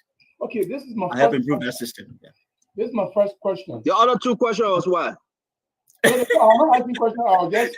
Oh, it was what? I said before I ask my question, Brother Kamara, Human Index, the World Bank Human Index is intended to show the hope, the aspiration of any human being before you reach the age 18, that you are going to improve in your country in which you live. All right. In 2017, during the early administration, Liberia stood at 39%. Yeah. And the Liberia was about 46 in the line of countries that were in that position. Today,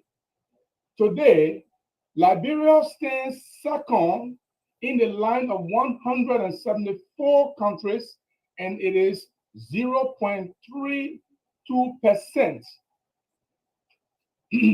which means from 39% of young people being hopeful that when they grow and become 18 years, they can be something good. Today, in the we are government, the human index report say we are 0.3%. Is that a massive failure? It just shows that we've gone worse off, and we need to do better. Okay, I'm going to ask you a question that has to do with the finance ministry. If you see that, let me know.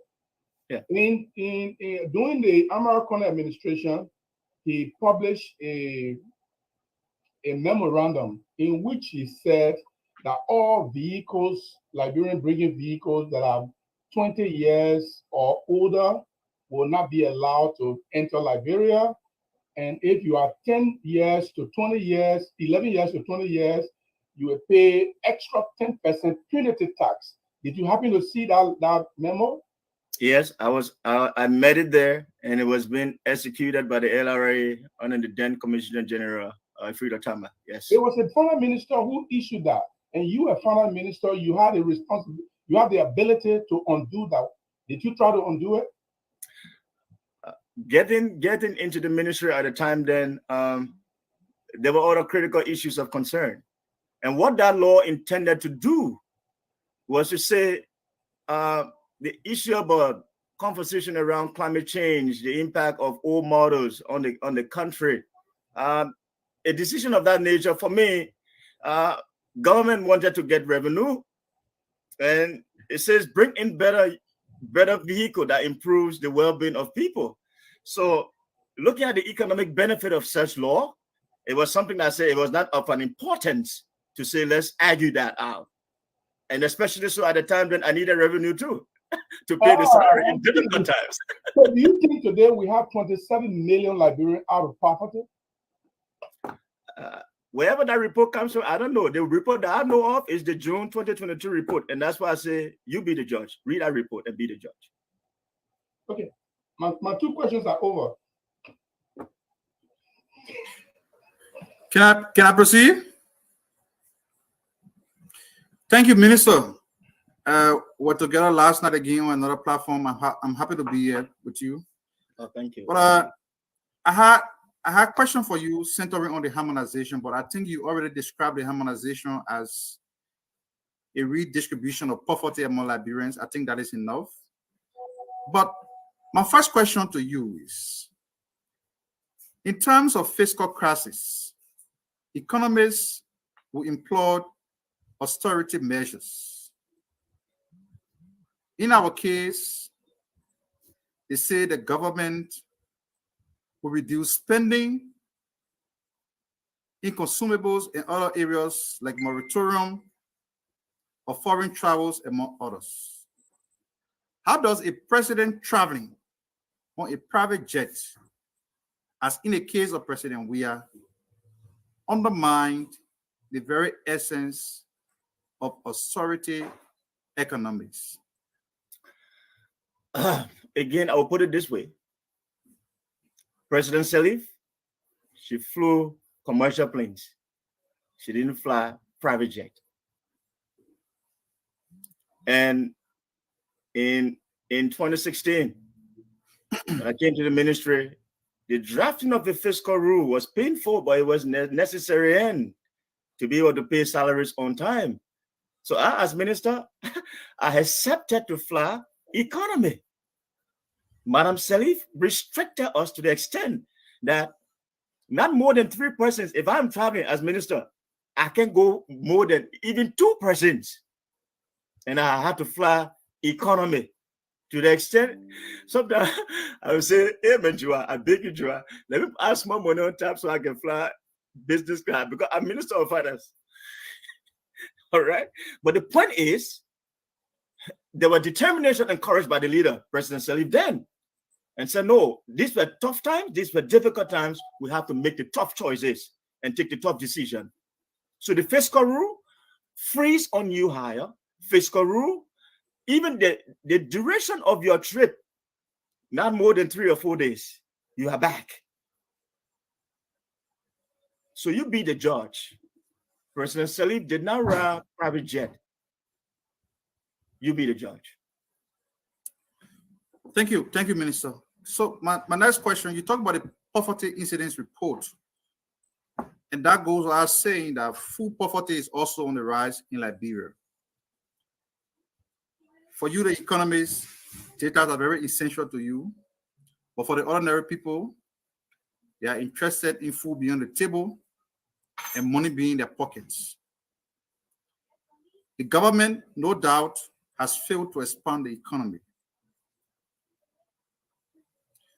So my question is, do you think, as a result of the failed economic policy of the government, or is it just a gossip of incompetence? All of the things we see? What I would say, we have not been able to identify a perennial problem as a country. And I dare say, this government will go. A new government may come. The things happening today is just right in the starts that we have shown that as a country, we continue to tread that path where we generate revenue, but we consume and not invest in the critical sector. So it will always be a repeat, is that we're scrambling, when in fact, you have what God has blessed you with, but you're not properly prioritizing and using it for the purpose intended. And that brings me to the point of your question that says, take, for example, right in the sub-region, why is it that Sierra Leone is prospering to some extent better off in Liberia? Because in Sierra Leone, members of parliament, they make something that's 20.5 million leone. That's equivalent to just around 1,000 United States dollars. In Cote d'Ivoire, as almost the third largest within the sub-region, better performing, members of their parliament, the basic salary, including some allowances, is not more than 6,000 United States dollars. Ghana, 29,000 cedis of members of parliament, and that is converted, will give you somewhere close to around $3,000. But in Liberia, Daniel, you tell me, how much do our legislators make? Daniel, can you tell me? If you combine everything, it's in the tune of $10,000–11,000. And you know why is that the case? You know why is that the case? It comes back again that the Liberian people are not at the center of the Liberian budget. It has to change. So it's not a government. Because if we had not done this and seen the number, the next government will come and follow suit. So now this must be a wake-up call. Let's use this data and say, government, Minister Twe, it's not his making that he's struggling, because the foundation to the problem predates him. And if you don't checkmate that foundation, they say, if the foundation be destroyed, what should the righteous do? For the foundation of the Liberian economic governance has been destroyed, and we keep building on a structure that is fragmented. It has to change. So it is not the making of Minister Twe. It was not my making when I struggled at the time then. It could not be the making of the new Minister of Finance coming in. I'm sorry. No, no. Mr. Minister, I'm going to the no, guys. We gotta go to Al Hussein, please. I know we have. No, but we need to interrogate that point a little bit. No. But how can he say we gotta go to Al Hussein, folks? But he said it's not his fault. Fagon, it is a foundational issue. Mr. Minister, was Twe minister under 12 years before us, before this time? Guys, we gotta bring in Al Hussein. Let's just be respectful of our time, please. We have that time to give it to Kamara tonight, Minister Kamara. But let's bring in Mr. Fadika. Mr. Fadika, please, your two questions. Sure. No more question. Saying something about money. I was to respond to Dr. Richardson. Something you said about I think 40 million that was collected. What I wanted to know then, and I think most people wanted to know, was those concessional loan or grant? They were loans. Those are loans. It's not free. Yeah, I know. That's why they had to go to the legislature for ratification. Good. All right. So thank you for that. My first question is, what was the state of the economy? How much did you guys leave in our national reserve when you left from office? At the central bank, I think the number was somewhere around 140 million or so in the foreign exchange reserve. But again, that number can be seen on the central bank website. It's there. You can find it there. I think it was somewhere around there, somewhere in that neighborhood of not more than 200 million plus. Yeah, I'm taking everything now. You better find anything when it comes to this government, even on the NEC. But so we'll say, around that. You mentioned that there should be salary reduction for minister, but that was a lot of people made those same cry when you were minister during the Salif administration. Why didn't you do it at that time? When you left from power, people were still making 15. More than what they are making now. So for me, when I presided for 1 year, 6 months, all right, there was a hiring freeze, salary increase freeze. So as much as we can, the fault of yesterday does not mean we can correct it now.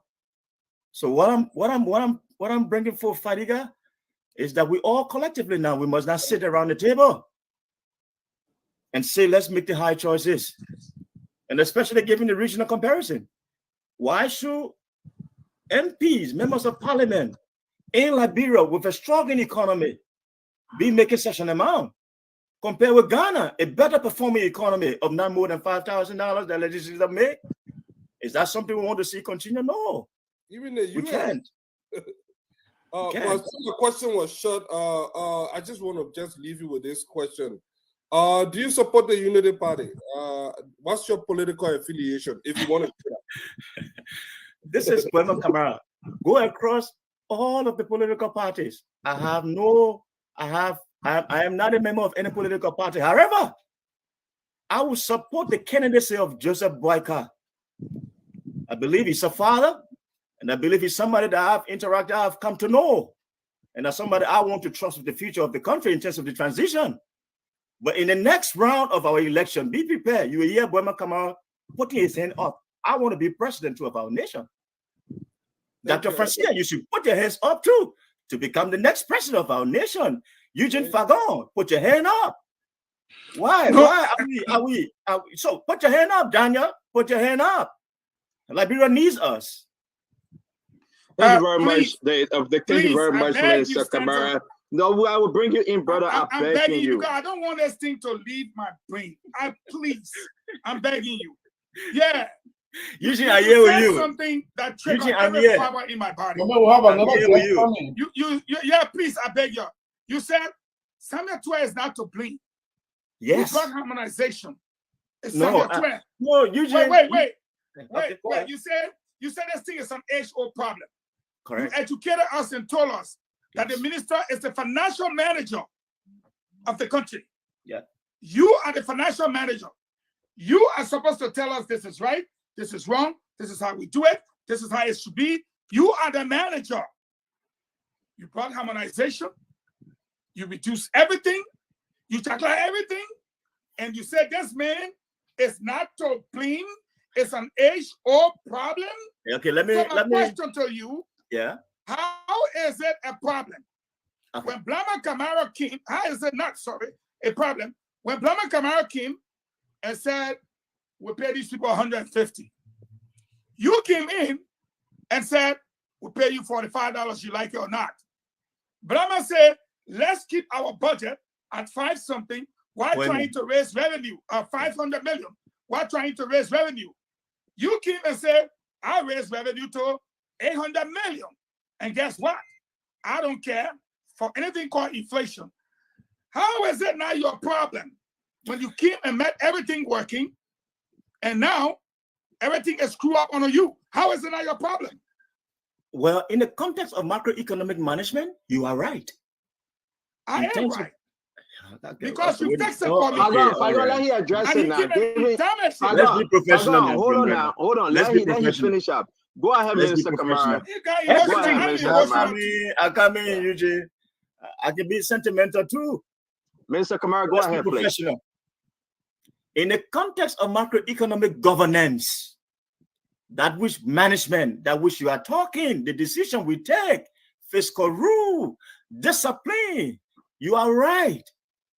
The context in which I say, if I become the next Minister of Finance, the structural foundation of our country's economic governance is the problem, and we'll have to solve it. There where I come from. If we don't correct this systemic abuse and wanton misuse of our country's resources, put the best mind there, we will struggle. I did struggle. However, there were discipline. And I told you what we did to stop some of the bleeds that Governor Weeks every time. So Governor Weeks, I said to him, for me, the reason why I'm insisting on this, and like the Spirit of the Lord is saying to me, son, say to them, we need people who fear God, who fear me. The fear for God will tell you, say, don't steal government money when you are presented the opportunity. And that's why in those 3 months, we signed the MOU. And I said to Governor Weeks, please, and he was very cooperative. Anybody who came outside of that list, every Monday morning we'll meet. We ask, what is the balances found in the consolidated balance revenue and Liberian dollar? They give me the number. Debt management, in the context of allocation from the budget, what are the priority areas that we must agree on? We list 10. So in that listing of 10, Controlling Accounting General signs. I have fixed my signature, we send to Governor Weeks, 80 million. And I reported to President Salif there. I said, this is what we have. And that's why we're able to maintain some of those roles. If you go back, take some pictures, you saw me moving to the 15 counties towards the end of the administration, making sure that we're working, we leverage the expertise of the AFL, the engineering department. We give them some of that money so they use their equipment and have some of those roles passable, even. And that's why we must rethink the way we do development. However, it has to come from stopping the bleed. And Okay, there where but I come from, I say the problem is not Minister Twe. It is. He was the one that brought the policy. Fagon, please. No, I'm just saying. I have provided you context. Fagon, let us not be shouting at the top of our head. Fagon, let other people. Hold on, Gibson. I have given you context. I have not provided you context. We I have have to have provided some you order. context. Minister Kamara, let me come in, please. I know you are with us. You are not leaving because we book you for the rest of the show. And I want to appreciate you for the next 50 minutes we have on this program tonight. I really want to appreciate you. I mean, you are saying exactly what's in. Do you think Samuel Twe, you can blame Samuel Twe financially for anything? Forget about the structure of our financial problem. I will ask you my two questions and we'll bring in Joe May because we really got to talk about Global Muslim Scott tonight. But do you think, what can you blame Samuel Twe and President George Weah government on when you talk about our macroeconomic, the structure of the economy right now, the status of the poverty rate, the harmonization, the bad rules, the bad healthcare in place, bad education, everything plus more, corruption? I didn't say it. The United States ambassador said it. It's all over. What? Tell the Liberian people tonight. Where can you blame this government or Samuel Twe as a whole? I would rather respond in this way by saying how I have done it different. So, firstly, coming to the office, especially as a Minister of Finance, you have kept me close to you. The first thing is I'm going to say this now to the Liberian people. We must learn to respect people who serve offices and seek from them where they were living and what you needed to know. In my case, there was no turnover ceremony. And I'm saying it from my heart. It was wrong.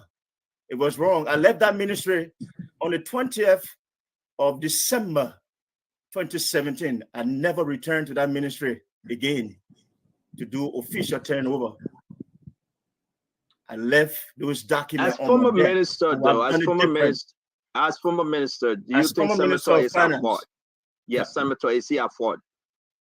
Name me everything we need. Not what you have done differently, but do you think Samuel Twe is at fault at this time, seeing where our country is? Our poverty rate. Is he at fault for the way in which they harmonize? It is the entire system. Government. The legislature is at fault. The executive is at fault. The judiciary is at fault. The entire system is at fault. Okay. Thank you. I'm not going to push you on an individual. When it's an age-old problem, we are confronting. And that's why we say the social contract has to be signed. And we respect. Can you talk to us about this thing we always hear from the lawmakers and that of the executive branch, that the rural fund. Okay, on the rural fund is like my baby. We set up the structure. It was initiated by the former minister, Amara Kone, and I came in. We worked towards, went through all the processes of making sure it was set up and be independent. And the account setup for the rural fund was to make sure that all importers, make sure you put government money where it was, especially you're not the one paying it. You only collecting and deposit the portion required and put it in. So the stewardship that's required to make sure people are held accountable, hold them. Hold them. You could be my brother or my sister. If you take government money, it's not for you. You have to account. Pay it. Put it there. It is not coming from your revenue. It is something that's already in the price. When Standard go and buy gasoline, it's in the price. When Daniel goes to buy gasoline, 1 gallon, it's in that price. So why would somebody after 1 year, 2 years, can pay or had not taken out that portion? So something is wrong. So LRA. Was there anything? You said Amara Kone brought this in and you came after and completed. Was there anything authorizing you as a finance minister to use funds from the rural fund? No. The 25 million that was used by Samuel Twe, and he came back and said the rural fund is an independent account for the purpose of rural maintenance. It is clear. So was it wrong? Was it wrong by the finance minister Samuel Twe? If you use what is stated in the use of the rural fund by law, if the law says it is for rural maintenance, it uses to pay salary, it is wrong. It's wrong. Yeah. Then why wouldn't you admit that he did some really bad things? You said, Eugene, I have answered you. I said your perspective comes in the context of macroeconomic financial management and some of the things you have raised. Yes, you are right. So those are errors. but I'm speaking about the national economic governance. So in the context of national economic financial governance, when you are consuming 90% of raising billions of dollars, you are consuming capital expenditure, receives a corporate share of it. It is beyond 12. We have to come back and then rethink. I mean, honestly, as much as I would disagree with Senator Toy, I think you're being fair with your answer, and I respect you for your honesty, because sometimes it is rooted into our governance, and you are quite correct, and I respect you for your answer. As much as I would disagree with some of the things that Senator Toy have done to our nation, I believe you've been very fair not to put this 100% on Senator Toy. And on that note, I want to say please hang with us as we welcome Jo-May Scott, the daughter of Gloria Muson Scott. Welcome to Spoon Talk, Madam Scott. It's good to have you, and we hope to have you again, but welcome. Let's talk. You are on the show. Your mother today, she was at the Liberia National Police Headquarters Central, and you called, you reached out to say how much you want to appear on Spoon today. Here you are. Welcome. Thank you. Thank you, Mr. Witherspoon, Dr. Richardson, Minister Fagon, Councilor Fagon, Mr. Sando, Mr. Jerry. Thank you so much for having me on the show. Thank you. I am devastated, to say the least. I'm devastated, to say the least. I don't know how we got here. You know, I don't know how we got here. So my family is grieving. I want to thank the Liberian people, all of the well-wishers people that have been calling me from all over, calling my family members and wishing us well. I want to say thank you to each and every one of you all. Thank you so much. It's helping to lift our spirits because we are devastated. What's the status right now? We've been watching the video on Spoon, and we saw your mom. She entered Central Police. What's the status right now of your mother and the family? Well, I don't know the details of everything because I'm not there. But you know, as of now, I believe they have charged them. You know, I'm not a lawyer. I'm a lay person. You know, I'm just the daughter of Gloria. So I don't know the details of the ins and outs of the case. You know. Have you spoken to your mom? No, I have not. Is she? You don't know whether she stayed at Central or whether she left? Yes, I as of now I do not know. I have not spoken. Have you spoken to any of your family members? Have they given you any updates?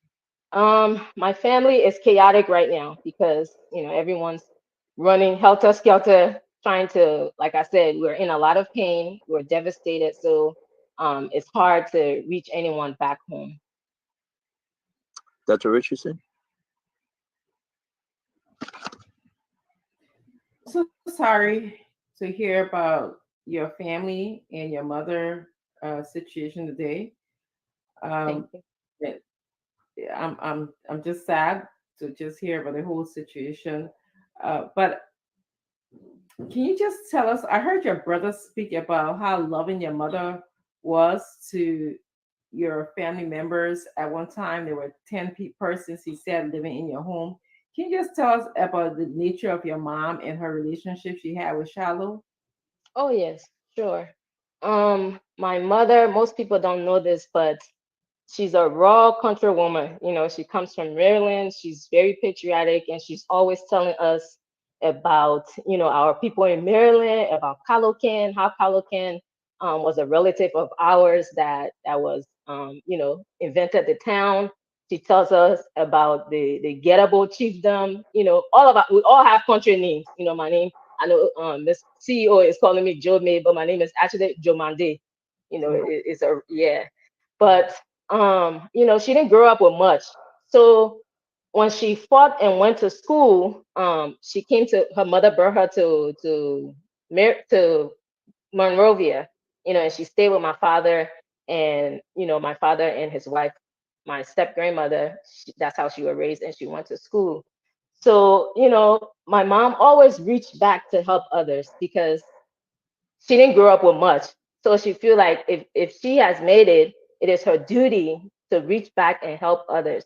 So growing up, the house was always full. It was always full. It was always full, you know. There was always so many family members, and you know, so many great memories I have growing up in Liberia. And that's just who she is. That's just who she is.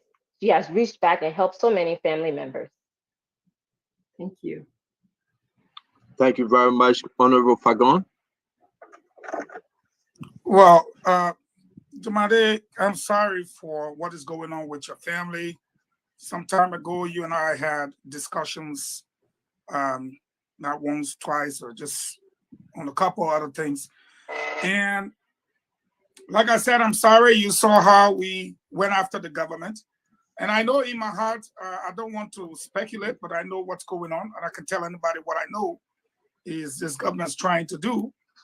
If they couldn't win the drug case, it's just a waste of time. And at the end of the day, they will say not guilty. And then they say, okay, we're still looking for the murderer. By then, as it is, nobody knows where Vanity Teller is. So I'm going to digress. I'm going to open the Liberian people eye to something, if you don't mind. You are at liberty to answer it. You can refuse to answer it. Lone Star sued a gentleman in London. Their company was hacked. And look, Jumade is gone.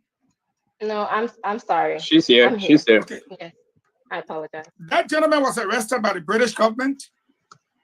The trial began, and your mother was sent for as an expert witness in that case from Liberia. Lone Star went on to win the case, and the gentleman was sentenced to, I think, 32 months imprisonment. But Lone Star got a very huge settlement.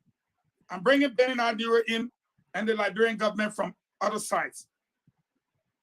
And by the time they went looking for documents in her car, continuing to pursue her, some of us who knew what was happening with respect to this big case started asking, are they going after her because of the documents or because she's defending the opposition parties? Then I got to learn that you were on that trip with your mom. Tell me what happened on that trip with your mother to London, as far as you can go, please. Sure. So we, my family, we all met in London. I don't know the details of the case, but it was the holiday season and I hadn't seen her for so long. So it was a way for us to come together, you know, and spend the holidays together. So basically that's what we did in London. We went sightseeing, looking at the lights, checking out the different historical sites, you know. We cooked, I made fufu and soup the best way I could using the British people there ingredients. It wasn't the same, but you know, it came out some kind of way and we ate it. So, you know, it was just a time for us to be together. We didn't get into what she was doing. It was just us being with our mother, you know, and creating memories. Okay, I know you don't want to go into the case, but you heard what happened afterwards. What happened afterwards? Yes. What happened afterwards as far as the gentleman going to jail, the whatsoever, your mother was an expert witness. What you know? Yeah, she was an expert witness on the case, and I believe the case was won. Yes, that I do know. The case was won. And do you know how long the gentleman went to jail for? No, I do not know the details of the case. I don't get into the details of her cases, you know. She's not. Do you think she's a mother? So I'm not asking her about law and stuff like that. But there was a point where it was speculated that the documents to that case was what the government was seeking after. Would you be alarmed at the fact that, because your mother said on tape, I'm not into politics, I'm not running, why are you people after me? You went to my house the first time, you took the documents, you look in the car, you look for documents. The second time you broke in again. Do you think this could be tied to the case in London? I don't want to speculate, Mr. Fagon, but I will say we were in London and she was on a case as an expert witness in London. And the case, she did help them win the case. The case was won. Those are the facts that I know.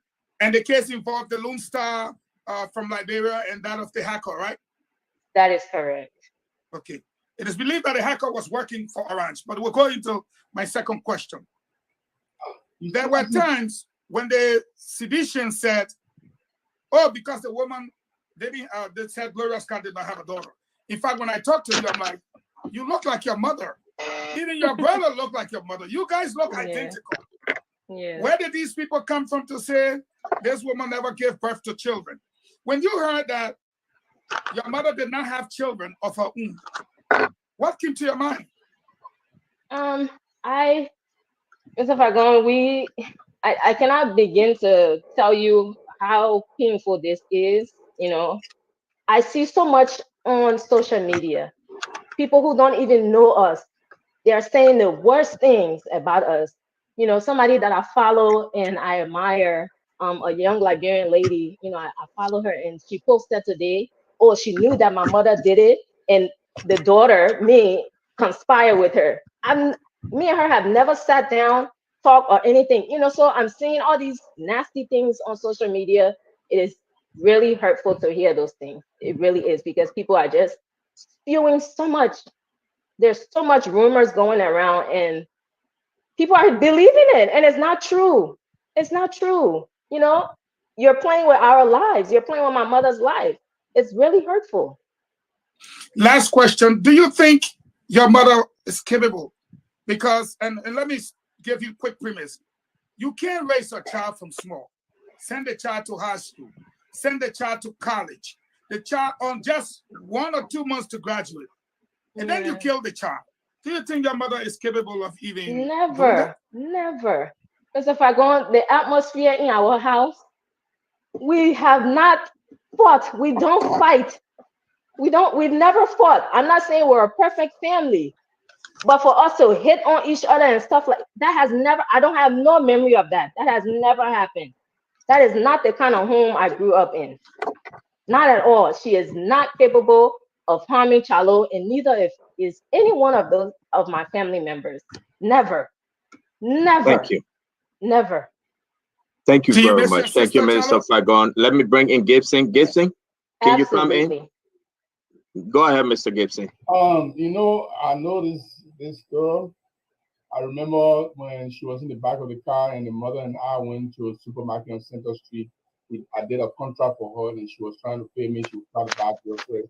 So I know you very well, you and your brother. Yeah, so I mean, I feel for you because especially when your cousin, I think your cousin, right? Your cousin died, and then in the face of that, and they said it is your mother who killed your cousin, knowing your mother who she is, everything put together. Now you have to deal with new reality. I feel for you. And I want to say we identify with you, we're praying for you, and let God take control. That's all my question. Thank you, Mr. Thank you very much, Mr. Gibson. Daniel?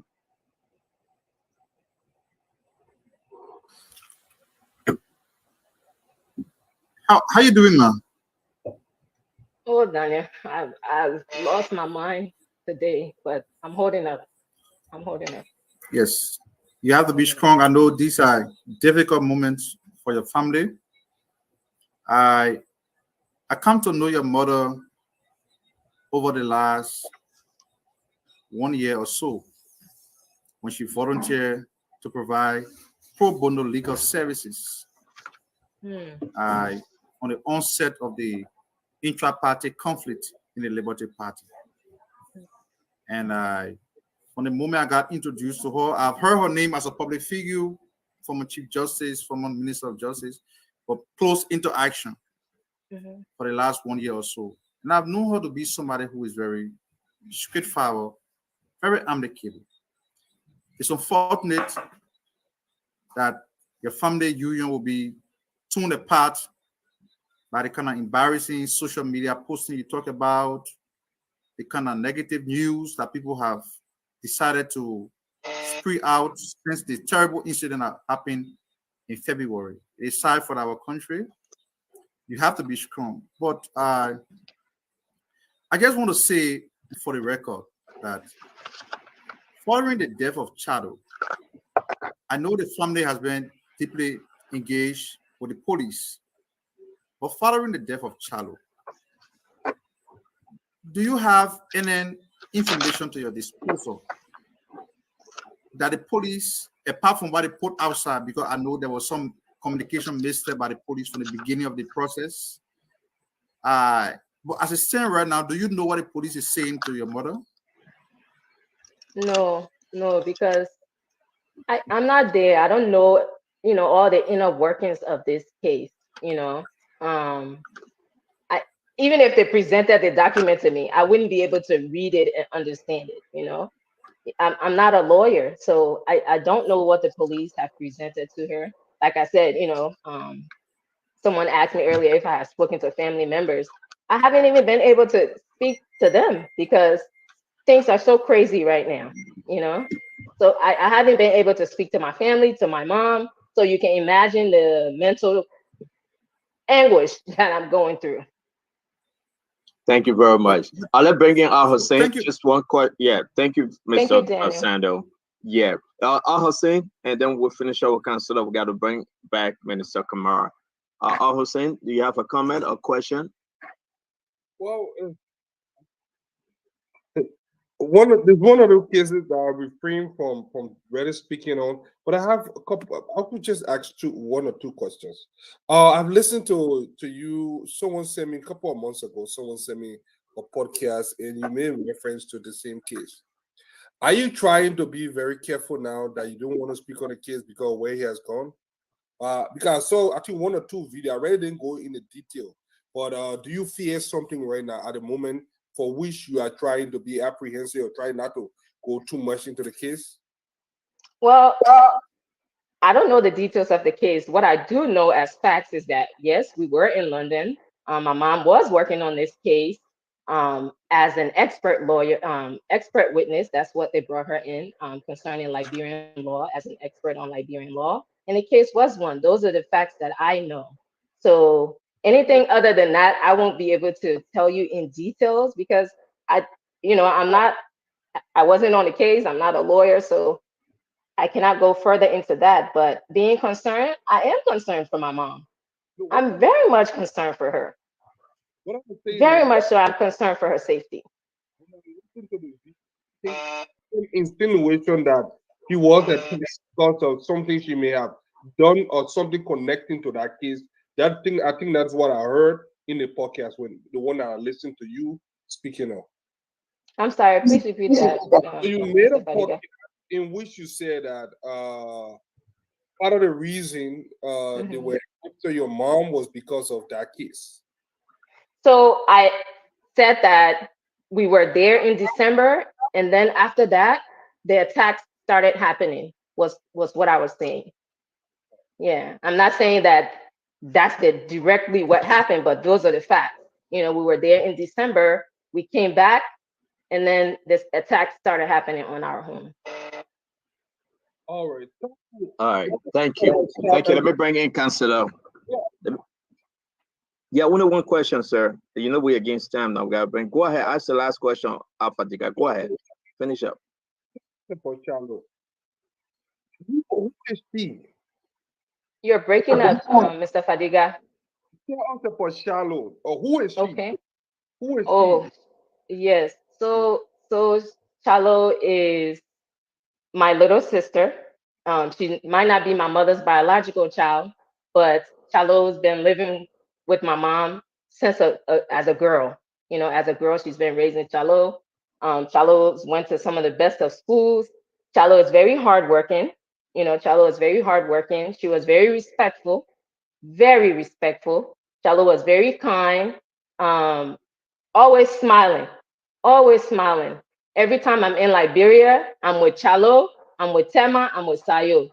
Those are my cousins. Those are my riders. Those are who, when I'm there, they're all around me all the time. So we are grieving. We miss Chalo dearly.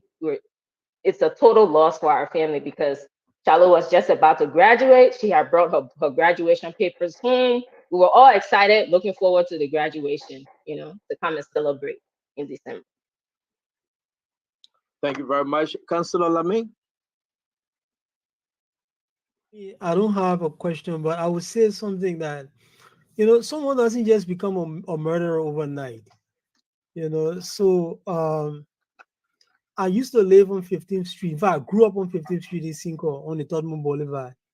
And I know Councillor Scott's residence because as a young man, you know, we used to hang around the area. You know, there were always a lot of girls there. So, I mean, we have friends. I have friends in the area. Stop smiling. It's not anything like you thinking, my man. You know. So, who told the other man? no, I saw who see smiling. You know, you think I'm talking to me dirty. I mean, stay on it. Stay on the councillor lane, please. Don't go contrary to. Yeah. So, I mean, somebody doesn't become a murderer overnight. You know, all the way back in the 1990s. I mean, there were all those girls in our yard that used to live there. You know, and just like she said, I don't ever remember, you know, hearing fights amongst them or stuff like that. You know, so those things do not happen overnight.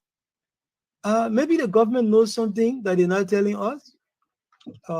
They will probably, they will not even probably, they will have to review their hand eventually for people to know what they have and what they're basing their actions on. So I will just stop at that, you know, and not really further this issue. Thank you very much. So I want to say to you, Jemade, that it is important. The government will be having the press conference tomorrow through the Liberia National Police. All those reporters will be there. They will be present. They will go live with the press conference. We understand this is a very tough time for you and your family, but we pray to God that God can strengthen you, strengthen Madam Scott, strengthen the entire family. Whatever the situation is or what hard it will end, God knows everything. We present your family to the care of God, and we pray that we give the government a chance.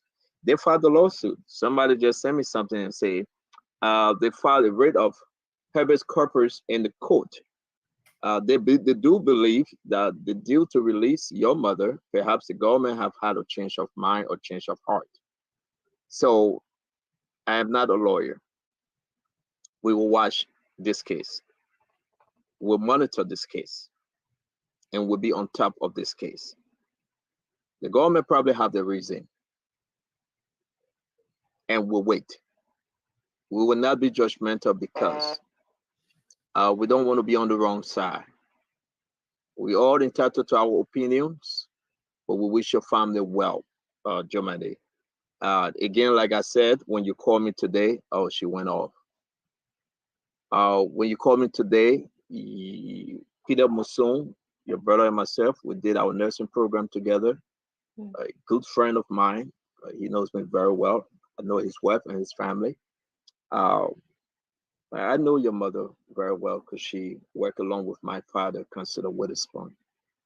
It is why it is. Yeah. And we give the Lord a chance. Yeah. And what you don't, Mr. Witherspoon, what you don't know about my Uncle Peter is just like Chalo, my Uncle Peter grew up in a village in Maryland. My mother went back to Maryland and brought Uncle Peter to Monrovia. And Uncle Peter is a doctor today. Yes. That's just who she is. That's just who she is. Yeah. I trust me. She's not a murderer. We have a story. If you ask me if I know her, I do. Because I know the assistance I received from her while serving as presiding officer for the election that Chastity won when she visited Sano County while we were there. That's a long story. So, but we wish the family well, and we will be on top of this story. We wish you well as well. Thank you for coming. Thank you so much for having me on. And you're always welcome. Thank you. You are always welcome. Thank you, Dr. Richardson, right. Minister Fagon, Mr. Gibson, Mr. Fadiga, Councilor Pagoya. Thank you. Yeah, have a good evening. Be strong. Yeah, make sure you talk it out. Okay. I might need your services, Dr. Richardson. Call me. Thank you so much. Free of charge. Have a good evening. Bye-bye. Thank you. We'll be bringing Minister Kamara back on set to take a couple of questions, and we'll do our closing. Tonight, we will leave from here at 7 p.m. If I don't want to hold us a minute after 7, thank God he's starting his show tomorrow. We have to have a talk on that one. But we'll leave from here at 7 p.m. exact. According to OKFM, the police spokesman is saying the police have not officially charged this lady with murder. There's no charge yet. But That's what what we I'm have, Gone, yes, a rate of habeas corpus. So we're gonna exactly.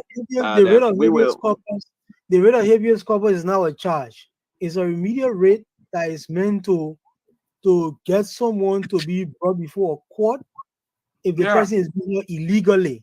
So that's the purpose of that rate. Yeah. So if somebody is held in custody illegally or detention illegally, the person's lawyers can file. The person themselves even can file. It's one of the most powerful rates you can have. They can file that rate, and any circuit judge, regardless of which part of the country that circuit judge is in, that person has to hear that rate. So I don't know really why the rate of habeas corpus is filed, because I understand it just got in today. They got into the police counselor. Another counselor is asking the same question, but I'm asking that counselor to join us tomorrow, that we can have that wonderful conversation. You are right. They're sending me a message and say they really want to know why they filed that rate. And but let's wait for the press conference tomorrow. Yeah, because the government won't hide behind the 48 hours thing. Yeah, let me give minister. Let me give guys. We gotta leave from here. We gotta leave from here. We gotta leave from here 7 o'clock, please. We'll wait tomorrow and we will have this conversation. Counselor, please bear with us. Hold your peace. I'm begging you. Minister Kamara, you just heard from the daughter of Gloria Muson-Scott. You followed the story today from the Liberia National Police. Can you talk to us before we go to the phone line, please? Thank you, and I just want to extend my deepest sympathy to her honor, Gloria Muson-Scott, and the family. Our prayers are with you. Our thoughts are with you all as you go through this period. And whatever the case is, my people, Liberia, we must come to a place of true love one for another. And in these moments, we can say, may the Lord strengthen you and bless you and your family. We say shalom. Thank you very much. We'll be going to the phone line. Thank you very much for joining us, Aaron Kuban. Thank you very, very much. We'll be going to the phone line right now to take some questions. And we ask every one of you, please. Aaron put up the same WhatsApp number. Those that may be calling from the international line can call. This is a wonderful, interesting program. If you have my number out there, you want to participate on the show, call my cell phone. I will bring you in likewise. Again, we have Minister Boyman S. Kamara, former finance minister, on the program tonight. Go ahead, take some calls. Aaron Kuban, open the phone line, please. Okay, the numbers are 0776. That's 0777-771075 or 080 05101075. 0777-771075 0555101075. Let me take this person here. Welcome. Well, thank you, and this is Samuel Moore, member of GND Media Warrior Correspondent. Go ahead. Well, thank you, Mr. Kamara, for your brilliant presentation. Well, I didn't hear much about the debt issue. As you know, the government borrowed for $1 billion debt money. And we cannot see the development of that money. We cannot match debt with development, with the road, whatever that is. So I want you to throw more light on the issue of the debt. On the city, we saw 800 million you got left. Today, 1.2 billion in our dollar. What is the value for debt? Value for our money. So thank you. I got a call over here, Aaron. Yeah, thank you very much. This is Jackson P.S. Sabon, the second one that call from Gardner here. And I want to use this time to say thank you to my senior brother, Bama S. Kamara, my senior brother, my former instructor, and my professional colleagues when he was at the university. I have a question. But my question has to do with the money that they authorized the government to print. I think for the very first time, we've known that almost 49 billion, was authorized to be printed. And I want you to tell me whether it was right at this time or the Liberian economy has the capacity to contain such an amount of money, considering that the economy is import driven, which means that since we use the US dollar, we use everything. Everything we consume in this country, we get it from out and we use it Liberian dollar, the US dollar. So you always see the Liberian dollar, huge amount of Liberian dollar chasing the US dollar. And so there's excess demand for US dollar and there's excess supply of Liberian dollar in the market, which of course I believe is contributing to the inflationary problem.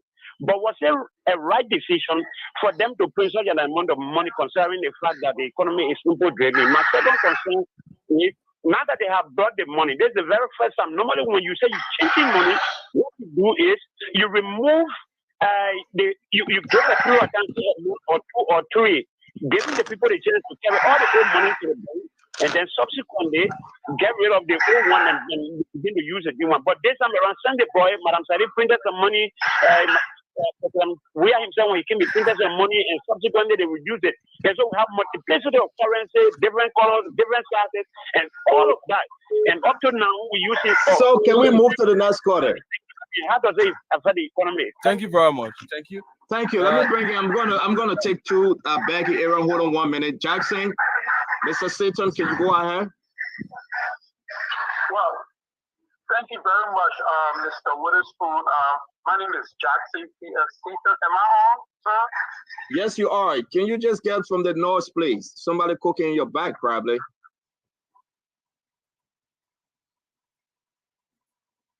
Yes, okay. Yes, thank you very much for giving me an opportunity. Am I on?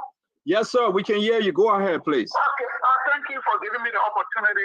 My name is Jackson T.S. Seaton, former news editor of the Inquirer newspaper. I'm calling from the state of Delaware. And my question is to Minister Kamara. First and foremost, Minister Kamara, thank you for your service to Liberia.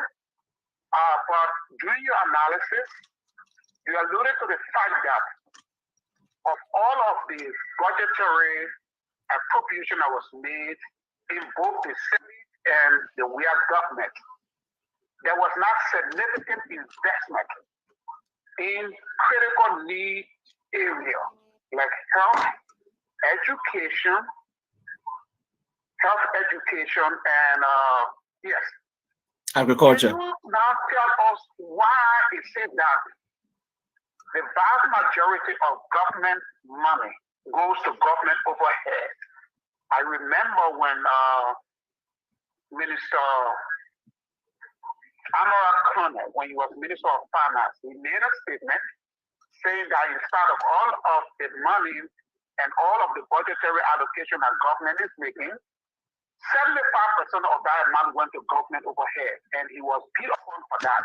Now, can you tell the Liberian people why is it that instead of government investing in critical needs areas, they continue to spend a whole lot of money on themselves rather than the people? Thank you very much. We're going to take one more from my end, and then we're going to go back to Minister Kamara to answer some of these questions before we go to the line. I have Councillor Toba Yenswai. Councillor Toba Yenswai, you're live. Thank you, Stanton.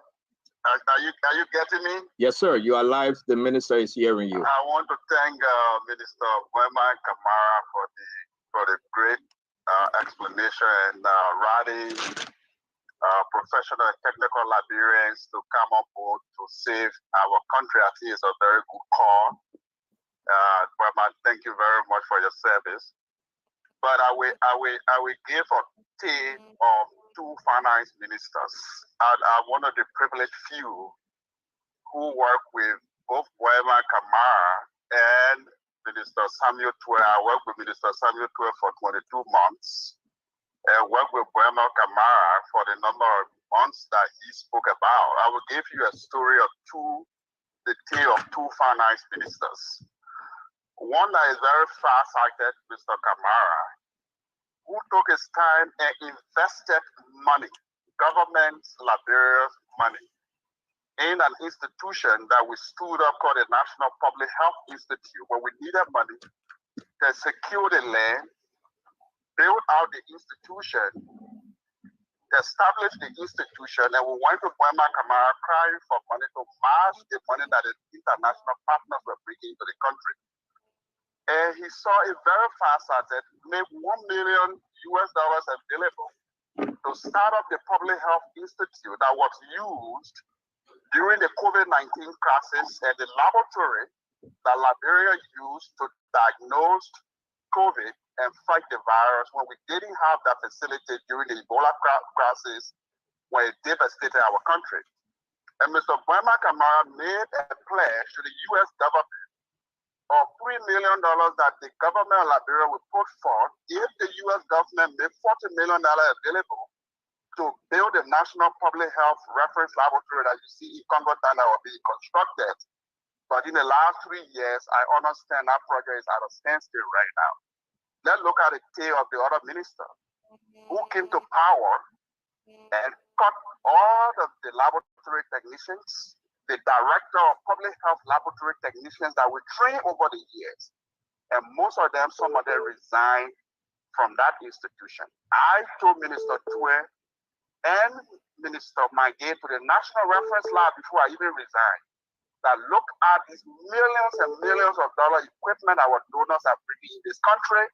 If you don't pay these people well, we'll run into crisis and we'll have a problem. So that's the tale of two finance ministers. And Mr. Buema Camara, congratulations. Those are the people we need for our country, for human capital development in our country that puts education to work, put water in the people's systems, give them lights, give them health care, and develop our country. And we are with you anytime, call of us to give the support that we need for our country to build the technical reservoir that Liberia needs. I rest my case. Thank you. Thank you, Councillor Yensua. We appreciate you for the response tonight. Thank you. We're going to pause for a minute and go back to Minister Camara if you want to address some of those questions or comment. And we're going to go round 2 of questioning. Then from there, we're going to just bid you good night. Talk to us, Minister Camara, please. Thank you, and thanks to all of our brothers and sisters back home in Liberia. Jason, thank you for your comment. On the issue of debt, throwing some light. This is the story of our debt. Prior to Madam Sirleaf's administration, she inherited a system that was actually really more than beyond infrastructural damaged. We had no electricity in terms of the structure. The Maconfit Dam had been damaged. She had to fix it. She inherited salaries that predates her to Taylor and Judy Bryan that she had to pay out and bring everybody current. Madam Sirleaf had to ensure that something that threatens the stability of Liberia, that was owing AFS soldiers. She had to make sure that those issues were addressed.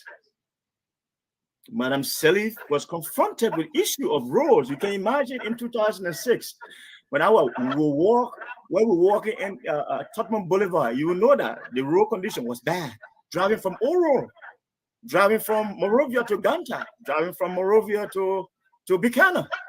We all saw what it was. So she took on the Herculean task of assembling the brightest of Liberians, and even had to bring some of our brethren from the diaspora. And there's a lesson I learned during these 5 years outside of Liberia. The time has come that we must learn to respect the people we have in the diaspora. They have a lot to contribute, and we should recognize them for that. And this is our tale of the budget. I mean, of the desktop. So where we came from 2006 to 2010, Liberia reached HIPAA completion point in June of 2010. And that came through painful commitment to transparency and accountability. And Liberia almost $4.something billion debt was waived thanks to Minister Gaffwan. He led the charge that completed us reaching hippie completion point. It was ending what one Minister Syed did. So thanks to all of them. That's what we need to start doing, to recognize people when they serve well. So Liberia's debt came from over 5 billion down to around 503.7 million in 2010, of which external debt was 222 million and domestic constituted 280 million. But in this 280 million, I'm pleased, I must say, there is a legacy component, and that legacy component predates Madam Salive went as far back as those regime that we had a legacy debt hanging on the Central Bank of Liberia, like kept on the balance sheet. So in this 280 million in 2010, almost 200 was accounted for by the central bank, government's obligation to the central bank. And what did that do? It had to be this way because the IMF argued, government, you either choose to pay that debt or it is left on the book and you pay some interest to sustain the life of the central bank. When you give birth to a child, you have to support that child. So you either fully capitalize the central bank or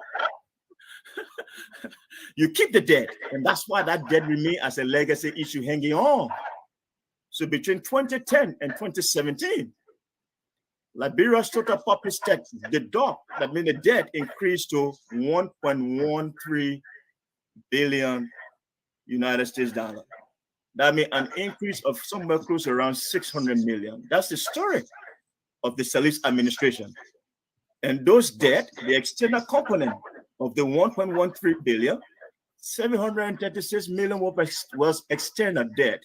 And in that external debt, we're talking about all of the issues regarding the Ganta, the Morovia to Ganta, Morovia to Buchanan. So you can see on what this debt contributed to. Part of the rehabilitation of the Mount Coffee Dam, they are all part of it. Reforms that took place that gave independence, especially to anti-graft institutions, so public sector reforms, they are all part of this. Now let's see what happened. What is the story after 2017? Domestic debt of that 1.1 billion, domestic debt is 398. So that's the story of the debt situation. So debt increased by up to 600 plus million. That's the increase that took us from 503 million to 1.1 billion in 2017. Now, just between 2017 and 2018, moving from Salive to President Weah, the debt still increased from 1.1 to 1.2 billion. External component increased from 736 to 847, and domestic from 398, slightly reduced to 393. But the bigger picture is that the debt increased between 2017 ending to 2018 ending. And between 2018 ending to now, the debt stock has increased from 1.2 billion to 2.3 billion, an increase of almost 1.1 billion. So you were right to ask, on what can we see for 1.3 billion increase in the debt? So we'll hold them the national legislature. You were the one ratifying this debt. We have to hold the executive. You were the one passing the debt onto the legislature for ratification. So the question is, on what have we spent an increase of 1.1 billion? Was it on growth enhancing projects? So if it is on road, let's see the road. So the argument in terms of who got financing is not financing, is who just got the job done. So Madam Salive, you can see from Morovia to Buchanan. You can see from Morovia to Nimba. So can we see in 1.1 billion on what? So somebody has to explain. So we'll hold the government, we'll hold the legislature. Please explain to the Liberian people. That's the story on debt. The story on budgetary allocation, I come back again. So the call for the need for the social contract is ever compelling than ever before. Why in 5.5 years, the legislature, through what we call the policy area, the office of the speaker, the office of the pro tem, in 5.5 years under this administration, President Weah, the office of the pro tem receives 10.6 million. The House of Senate takes 103 million. The office of the Speaker, you're taking almost 10 million.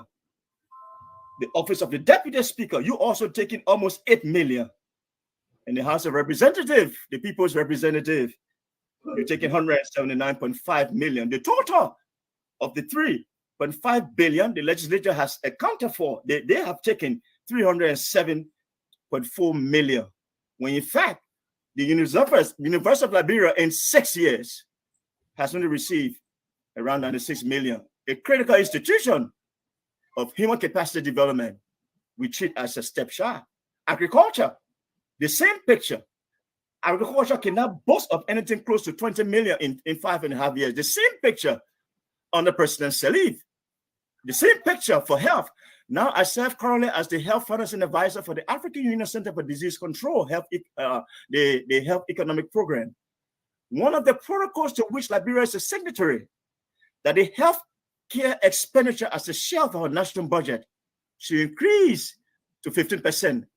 But I must tell you, my fellow Liberians, from Madam Salif to President Weah, the healthcare expenditure as a share of the national budget has never crossed 0.5%, not to say 1%. When will we get closer to even say 5%, not to speak about 15%? That's why, Brother Fagon, when you hear me saying the issue goes beyond an individual, it's a national problem in terms of how we prioritize spending as a nation, and it has to change. The office of the Vice President receiving 16.14 million. The same picture. So where are we going with this? It has to change. And my brother, Minister Tua, yesterday in his presentation, in referencing the analysis that has to do with real per capita GDP versus poverty. This is the summary I gave. There is an inverse relationship between real per capita GDP and poverty. When you do well as a country and your real GDP grows, your population size, which is the base, is then changing. The real component is increasing. That means, how does that even translate into the well-being is another question. So it's not just in the nomenclature, real per capita GDP is rising. Obviously, there will be that inverse relationship. So if real GDP is falling, that graph Minister Tua was attempting to show, you will see that poverty, the rate of poverty will decline. But when GDP reduces, the rate of poverty increases. That's just economics. That's just nothing but theory. But in the applied, as real per capita GDP is increasing, the question is, does that translate into the economic well-being of the Liberian people? Do our people, when they go to JFK, do they have sufficient medicine? Or they got to go across the road to Lucky Pharmacy? You say, we don't have drugs, go across and you buy your own medicine. So out-of-pocket expense on healthcare, it has to change. In our country or the member countries, just in Africa, not to talk about US and Europe, the universal healthcare is a primary issue. How do they live for? People who have worked their whole lives, the seniors in our country, you see people on the street begging, our mothers and our fathers begging. We have to now provision for in the budget for seniors. We have enough provision for people who gave their lives to the country and respect them. Former presidents. President Weah, you will step out of office. My advocacy is that the budget must respecting people who serve country. There has to be that allowance. How are we taking care of former President Salif? How are we taking care of former President, Vice President Boyka? Tomorrow, President Weah, you become a former. There has to be structure in place that must cater for you people. See America, Barack Obama. Think about the former president, they are around and they are still be respected. And by the country, by the revenue, they make provision for those people. Liberia, the time has come that we must rise up and be normal. There is something just wrong with our psyche. It has to change. And I will end on this note by quoting Dr. James Jones. This is credit to you, Mill Jones. This is what he says. As we are going into the 2023 election. He's writing a book on Liberia. The time has come that we must change our economic order from reliance on just export. And he's calling for breaking from the traditional growth model and reliance even on the IMF and World Bank. Liberia, the time has come. And he said, in the run-up to the country's 2023 general elections, political demands based on ethnicity ensconced behind the facade of political parties while tapping into grievances emanating from a weak economy that is low growth, high unemployment, and widespread poverty are beginning to gain credence as a path to political power. Also, candidates are increasingly being seen as sons or daughters of particular ethnic groups, while certain political actors proudly lay claim to the title of political godfather, godmother, with the capacity to commandeer the votes of the ethnic group as they see fit. In this environment, politics is no longer considered to be the art of the possible for the common good, but unabashedly is becoming the art simply securing larger portion of a low-growth economy. This does not bode well for a democracy that is in its nascent state, whose goal must be the development of a pluralistic border politics for reducing clientelism and corruption. It has been shown empirically that ethnic heterogeneity has negatively impacted economic growth and development in Africa. And as a study done by Levin and Easterly in 1997, Liberia is listed in the study as one of the most ethnically fractionalized countries. We must return to this issue. And as a country, it's superior that we must rethink and prioritize spending for agriculture, for health. And that's why I'm calling on, especially on the legislature. I beg you, my brothers and sisters in the legislature, the time has come. Let's put the Liberian people at the center and work with the judiciary, work with the executive. These are tough times. So the social contract will give it to all of our people in all of these 15 counties. And I'm using this time just to ask. We want support. The Partnership for Sustainable Development of Liberia is a group that I'm part of. We are Liberians, and we're doing research evidence-based, one of which happens to be now this holistic picture of the national budget, how we have governed in terms of management. So on this note, Mr. Peabody and the brethren on the panel, Liberia, the time has come. With God above and our rights to prove, we will overall prevail. I thank you. Shalom and praise be to God who has given me this opportunity to do what we are doing. And the rallying call now, I say, all Liberians, let's rally around Mother Liberia. It is time that we rise again. Yes, Liberia shall rise. Liberia shall rise. Liberia shall rise to the honor and glory of the Almighty God, on whom we depend. And I will close by saying to our leaders, the time has come that we must turn around and seek the face of the Almighty God and depend on him on the following. Isaiah 11 verses 1-5. I will encourage all of you to read. We need the spirits of God. That is the spirit of his lordship, the spirit of his knowledge, the spirit of his understanding, the spirit of his wisdom, the spirit of his counsel, the spirit of his might, and the spirit of the fear of the Lord. Where there is fear of the Lord, the people prosper. Shalom. And as I said, the fear of the Lord is the beginning of wisdom. So we want to say thank you very much, Minister Boyman S. Kabara. You're always welcome. And thanks for making of sound, giving the Liberian people that elevation in our mindset as we move closer to election. We bless you and we bless your household. Have a wonderful evening. Thank you, sir. All right, that's former Finance Minister Boyman S. Kamara, a wonderful, wonderful gentleman. Let's do the closing. And I will not just do this closing today without me saying my piece. Yeah, somebody says, Stanton, but yeah, people send a message. Well, Stanton, this guy is so powerful. Can you bring him back? We'll talk to him to bring him back again. Not that I agree with him about some issue, though. But you know why? Everybody have piece of the pie. You know, he blamed every part of the government. But to each his own. Yeah. Oh, God. This way. You know, it is why it is. Let's move on. I listen, man, if I go leave me alone. let me just say my thing. I mean, sometimes I get tired talking about Samuel 12 because from one thing to another, it becomes to be immune in your ears. The lies will just increase. The lies will be just increase. It is why it is, but we say thanks. Let me say this real quick. While we move on, this is what happened today in Fagon. This thing is crazy though. What am I posting here? Fagon, can you help us? You are posting. Go ahead, Fagon. You are posting the agenda of the Liberian Senate today that could not be exhausted because of what you heard from Senator Dillon here the other day. That far-sighted senators, I don't want to call them opposition senators. Can you name them? Name them.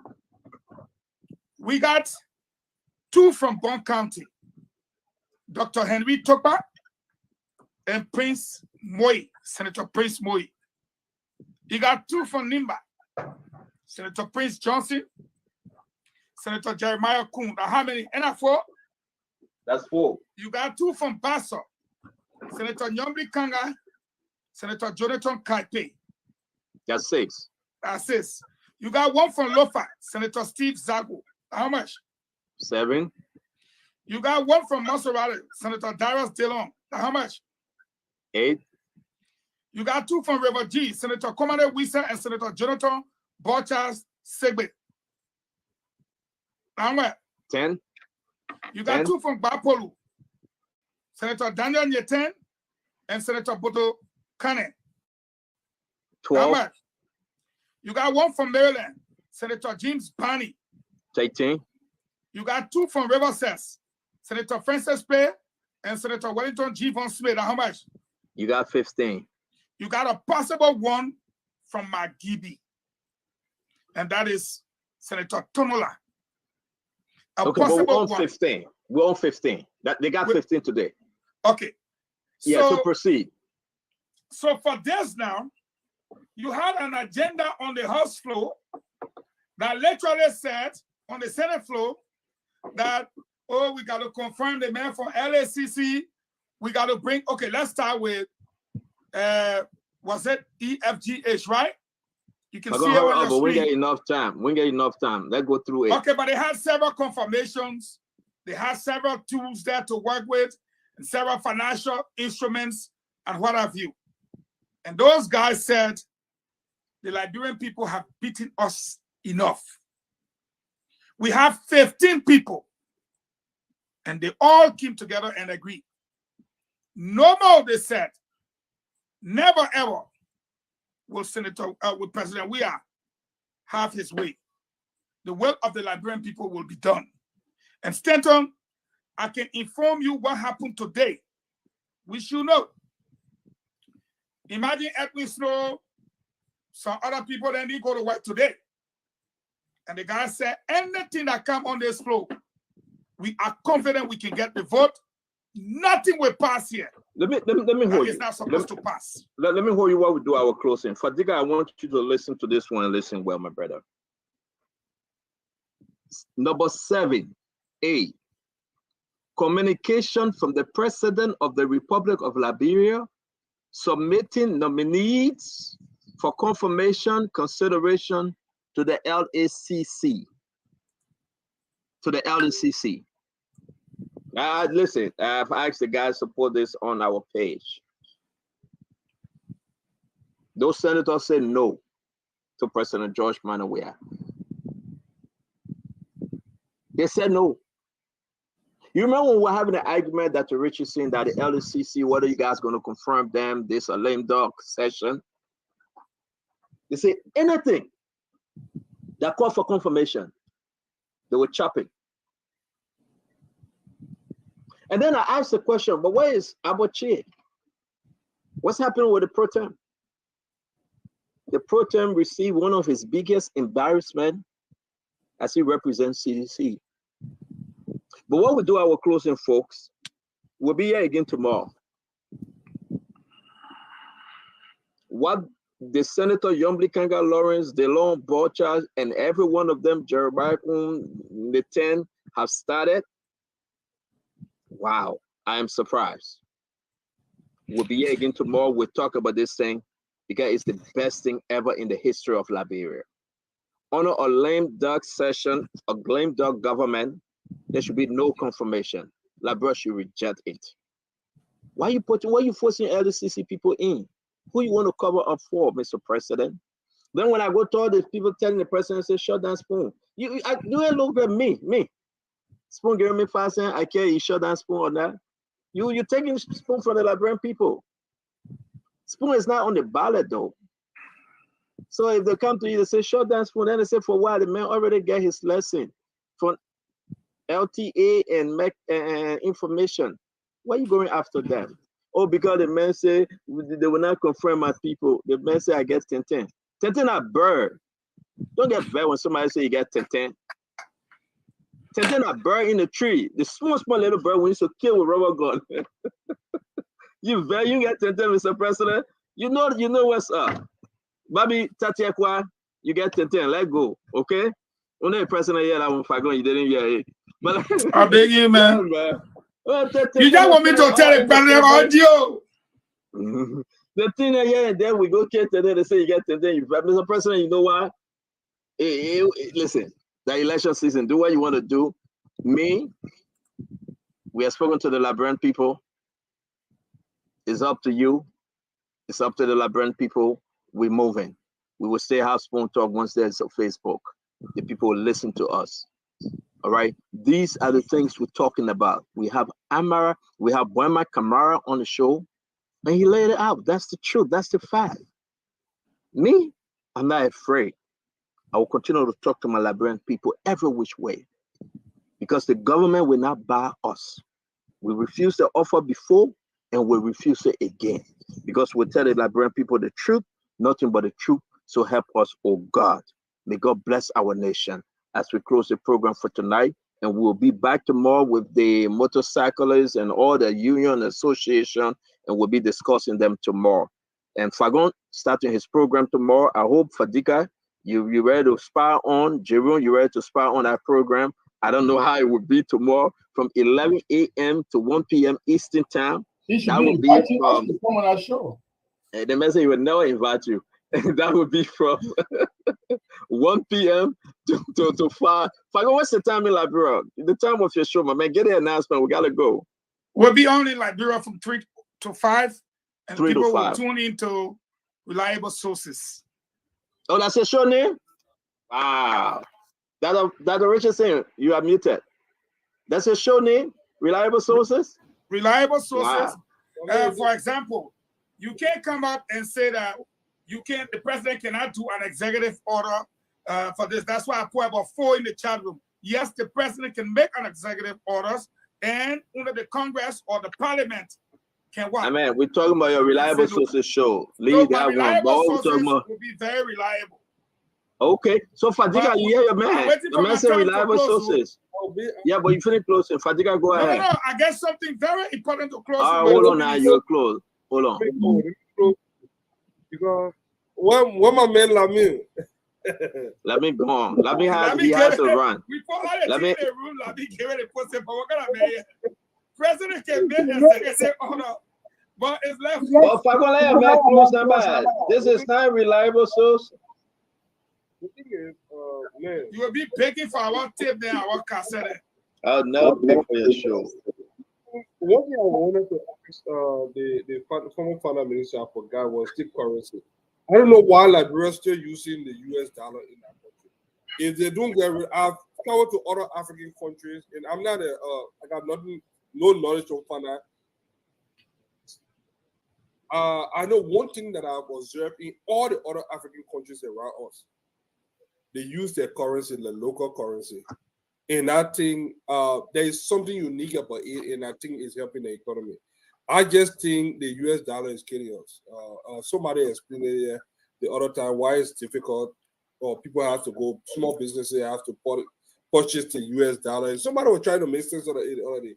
But that's why I wanted to ask you, if you're listening, I really need an answer. Why is it so difficult? Why we keep using this US dollar? Because US dollar is just an easy money to steal out of that country. It's just an easy money. We saw when Doe changed the thing to the coin, people people are forced to. I mean, you said I had a mentor, he left, then you bring US dollar conversation again. I'm confused. I didn't know whether you were pushing or you were financing, so I was kind of confused there. I won't have you tell my relative like that.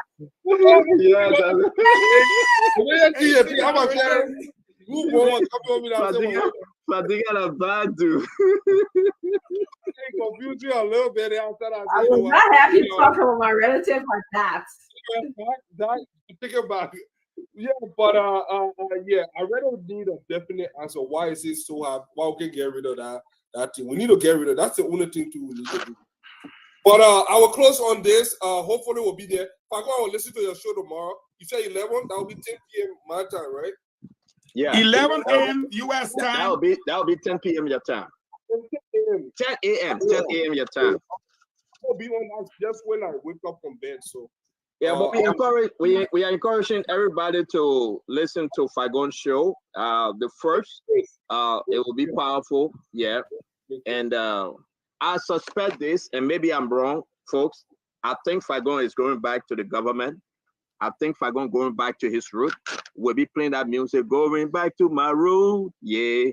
Information reaching me that the Rich is saying. Listen, after we give Fagon a start, reliable sources. After we give Fagon you took your medication today? Yeah, I guess Seroquel and Xanax. After we give Fagon the information, right, that the Rich is saying, it is important for us to say, Gibson, I called the CEO. I said, Madam Titi, you sure you make the right decision? She said, yes. I received information. I would say, and everybody can get versed. Sedition reaching out to Fagon. They say, Stanton, your CEO made a mistake. Fagon is going back to his root. I said, the Liberian people with George Fagon, if he's on the neutral side or he's on one side. But again, Liberian people, Fagon have his own show. He will be on Spoon Toggle, but you keep your eye open, clear. The thing I hear today is scare me. They say Fagon going back to his root. So I leave my own with God and I leave my own with you. That's the richest thing. Can you close? So obviously it was a great show, very informative. And every evening when I come here and see the company of you men, I'm, just informed and enlightened. I was just actually proud also to have a relative of mine on the show presenting the economic successes and challenges of Liberia. I saw some of his characters reflected here, his love for Liberia, his understanding of fiscal austerity measures and its contribution to development, his innovative thinking to rebuild Liberia, his honesty, his tendency to lean towards anti-corruption, and of course his professionalism. So all of that seems to remind me of Mr. Cummings, but I know he said on this show that he supports Mr. Buckeye. So I'm definitely having some conversation in the background about why is it that your personality, you try to win him over? Your personality seems to, lean towards Mr. Cummings, and then here it is, you're telling us that you support Mr. Buckeye. It's not adding up. So we'll do that in the background, in our background talking. We'll come back. Yes, I agree with many of you. Two things, if I like to, give him a critique of his performance here today. Obviously, he's my family member, and I would do it as I would do it with guests. I think he should have spoken more to my mom Mary and my brother Cully. I think he was very much into his economist mindset. So next time he comes back, he did try to use the analogy between the $20 for the city of prosperity and the city of Liberia. I think that was a good analogy. And secondly, I think that my other critique would have been to just tell us that who was responsible or who's responsible for our economic problems in our country. I think he danced around that subject a little bit. He didn't want to be very firm and also be direct about who is responsible for our economic woes right now. Today was a sad day for me, basically in two ways. One, the sadness of a justice system that we have in Liberia that tends to just not be effective. This Gloria Mususcat case exposed once again the inadequacy in our justice system. We saw from the beginning, and we've been following this case from the beginning, how there was a lot of stories about who is responsible for Charlotte's death. There was a lot of missteps in the police investigation and the justice system. So to me, it saddens me that in the year 2023, we still have a justice system that is not functional. My thoughts and prayers go out to Gloria Mususcat, her daughter, her family. I pray for strength. I pray for peace for them. And if there's anything that I can do to support this family that's going through this very traumatic event, I'd be glad to do so. So thank you. Thank you very much, Dr. Richardson. We appreciate you as always. We're going to go to our brother Gibson. Gibson, before I go to you, it will be important that I announce this real quick. One of our guests, Mr. Alaric Tukpa. A lot of you know Mr. Alaric Tukpa. His wife, Madam Annie, reached out to me to announce that he lost his brother, Mr. McGill Bellet. If you guys, for any reason, know Alaric Tukpa, he was our guest. He's a very, very, very, very, very, very nice gentleman. He lost his brother in his arm. His brother name is McGill Bellet. Please reach out to the family and we share our condolences. We wish the family well and strong. This thing happened yesterday. I would say this morning, information reaching us. Mr. Alaric Tukpa lost his brother McGill Bellet right in his arm. And we wish the family strong and our sympathy to him and the entire family. To our sister Annie in Minnesota, we wish your entire family well and Godspeed. Again, have our sympathy on behalf of the Spoon Network. Thank you. Mr. Gibson, take us home, sir. I know Alaric Tukpa very well. In fact, he's a Bellet man and I'm a Crown man. We don't see each other blood. We are Dodi. We have two brothers. So I feel for him. My condolences, my family condolences to his. But Fagon, do you know that our name you chose is the newspaper Icon Reliable Sources in Morovia? I'm afraid that if you continue to make that name popular, everybody will think you work for newspaper or you are doing it on behalf of them. I would suggest other names, Face of the Nation. You know, these are kind of names that will suit you. But Reliable Sources is carried by the newspaper. Has been there for the last since 1980. Now I make a newspaper. All nobody right. coming to lie. It will be Reliable Sources. I'm just telling you, just so because in the media, when you don't know how to name your stuff, they can reflect on another media institution that started you before. Like right now, if I have a radio station or newspaper and I say Spoon Talk, most people will not understand what I'm talking about. They will refer to the old institution that have been doing it before. I'm just telling you as a media person, but you don't have to do what I say. I just want to come back to the Mususcat. Like Stanton said, we're going to talk about that tomorrow. I think a lawyer is coming tomorrow, and I'm happy that a lawyer is coming tomorrow. This case, it looked kind of murky to me because the police has got to go arrest and catch her.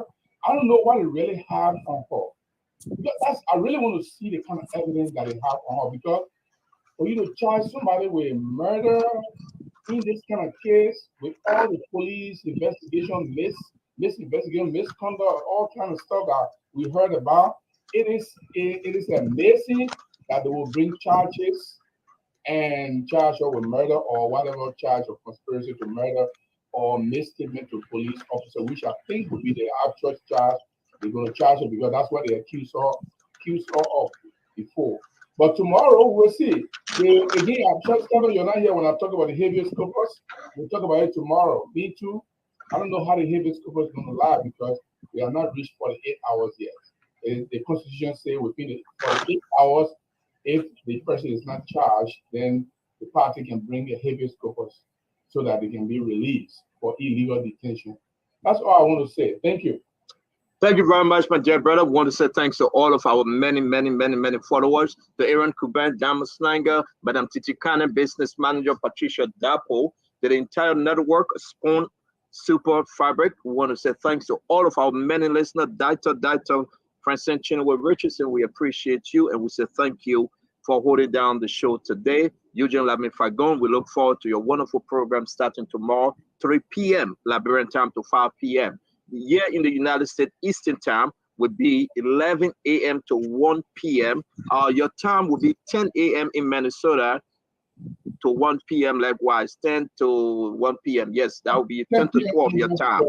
So we want to say, please tune in, get the best from the reliable sources, come by way of the network, Spoon Network. The Honorable Eugene Lamin Fagon will be on his first program. Eugene got a lineup of guests. I'm hearing Boto Kana, I'm hearing Darius DeLone, I'm hearing Rescue 2. That would be Jeremiah Kuhn. He was on the phone with Jeremiah Kuhn today. And the Honorable Lady Senator Yombly Kanga Lawrence, my own dear Senator for Grand Bassa County.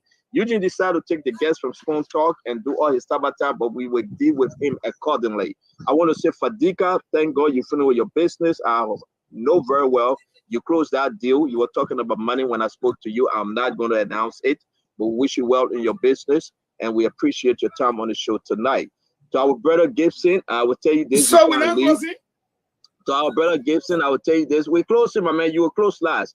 I will tell you this before we close with Fagon, that Woozy is coming for you. That's just a joke. Fagon, go ahead. That's our chat room. I had to bring it out. Fagon, go ahead. You gotta be grateful for Leo, right? Leo's a gentleman, hold it down. Go ahead, Fagon. Well, I'll start by saying thank you, gentlemen, and thank you, Dr. Francine. Look, first thing, when you go to school, you don't have to be a lawyer. You don't have to be a lawyer to be confused sometimes. You invite a person to the police station, and then the person says, oh, I'm sick, I will come.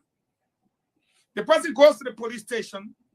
You don't announce an arrest, meaning you didn't say you're arresting the person. Okay, fine. But then you hold the person at the police station, and you won't let the person go. Then you come by, you say the person have not been charged.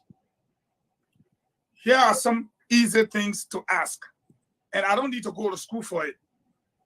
Did you arrest this woman? Yes or no? You are under obligation to announce to the country that this woman has been arrested and is undergoing interrogation. You announce. Everybody know that you have announced you not charged her yet. Since you have not charged her, why is she in your detention then? Too many questions. No answer. Clearly, you can see, I'm not going to say what I'm going to say here now because I want to deal with this issue in my closing. I have great respect for Brother Boima Kamara. He came across as very spiritual. You hear cousin say you don't think he was clear about his fears. I want to tell Brother Boima Kamara, thank you for endorsing Joseph Numa Boakai. But when you come across as a man of God, then you have to understand the 23rd Psalm verse 4. Though I walk through the valley of the shadow of death, I will fear no evil. I want to remind him of Isaiah 41, 8-10, that says, do not fear, I am with you.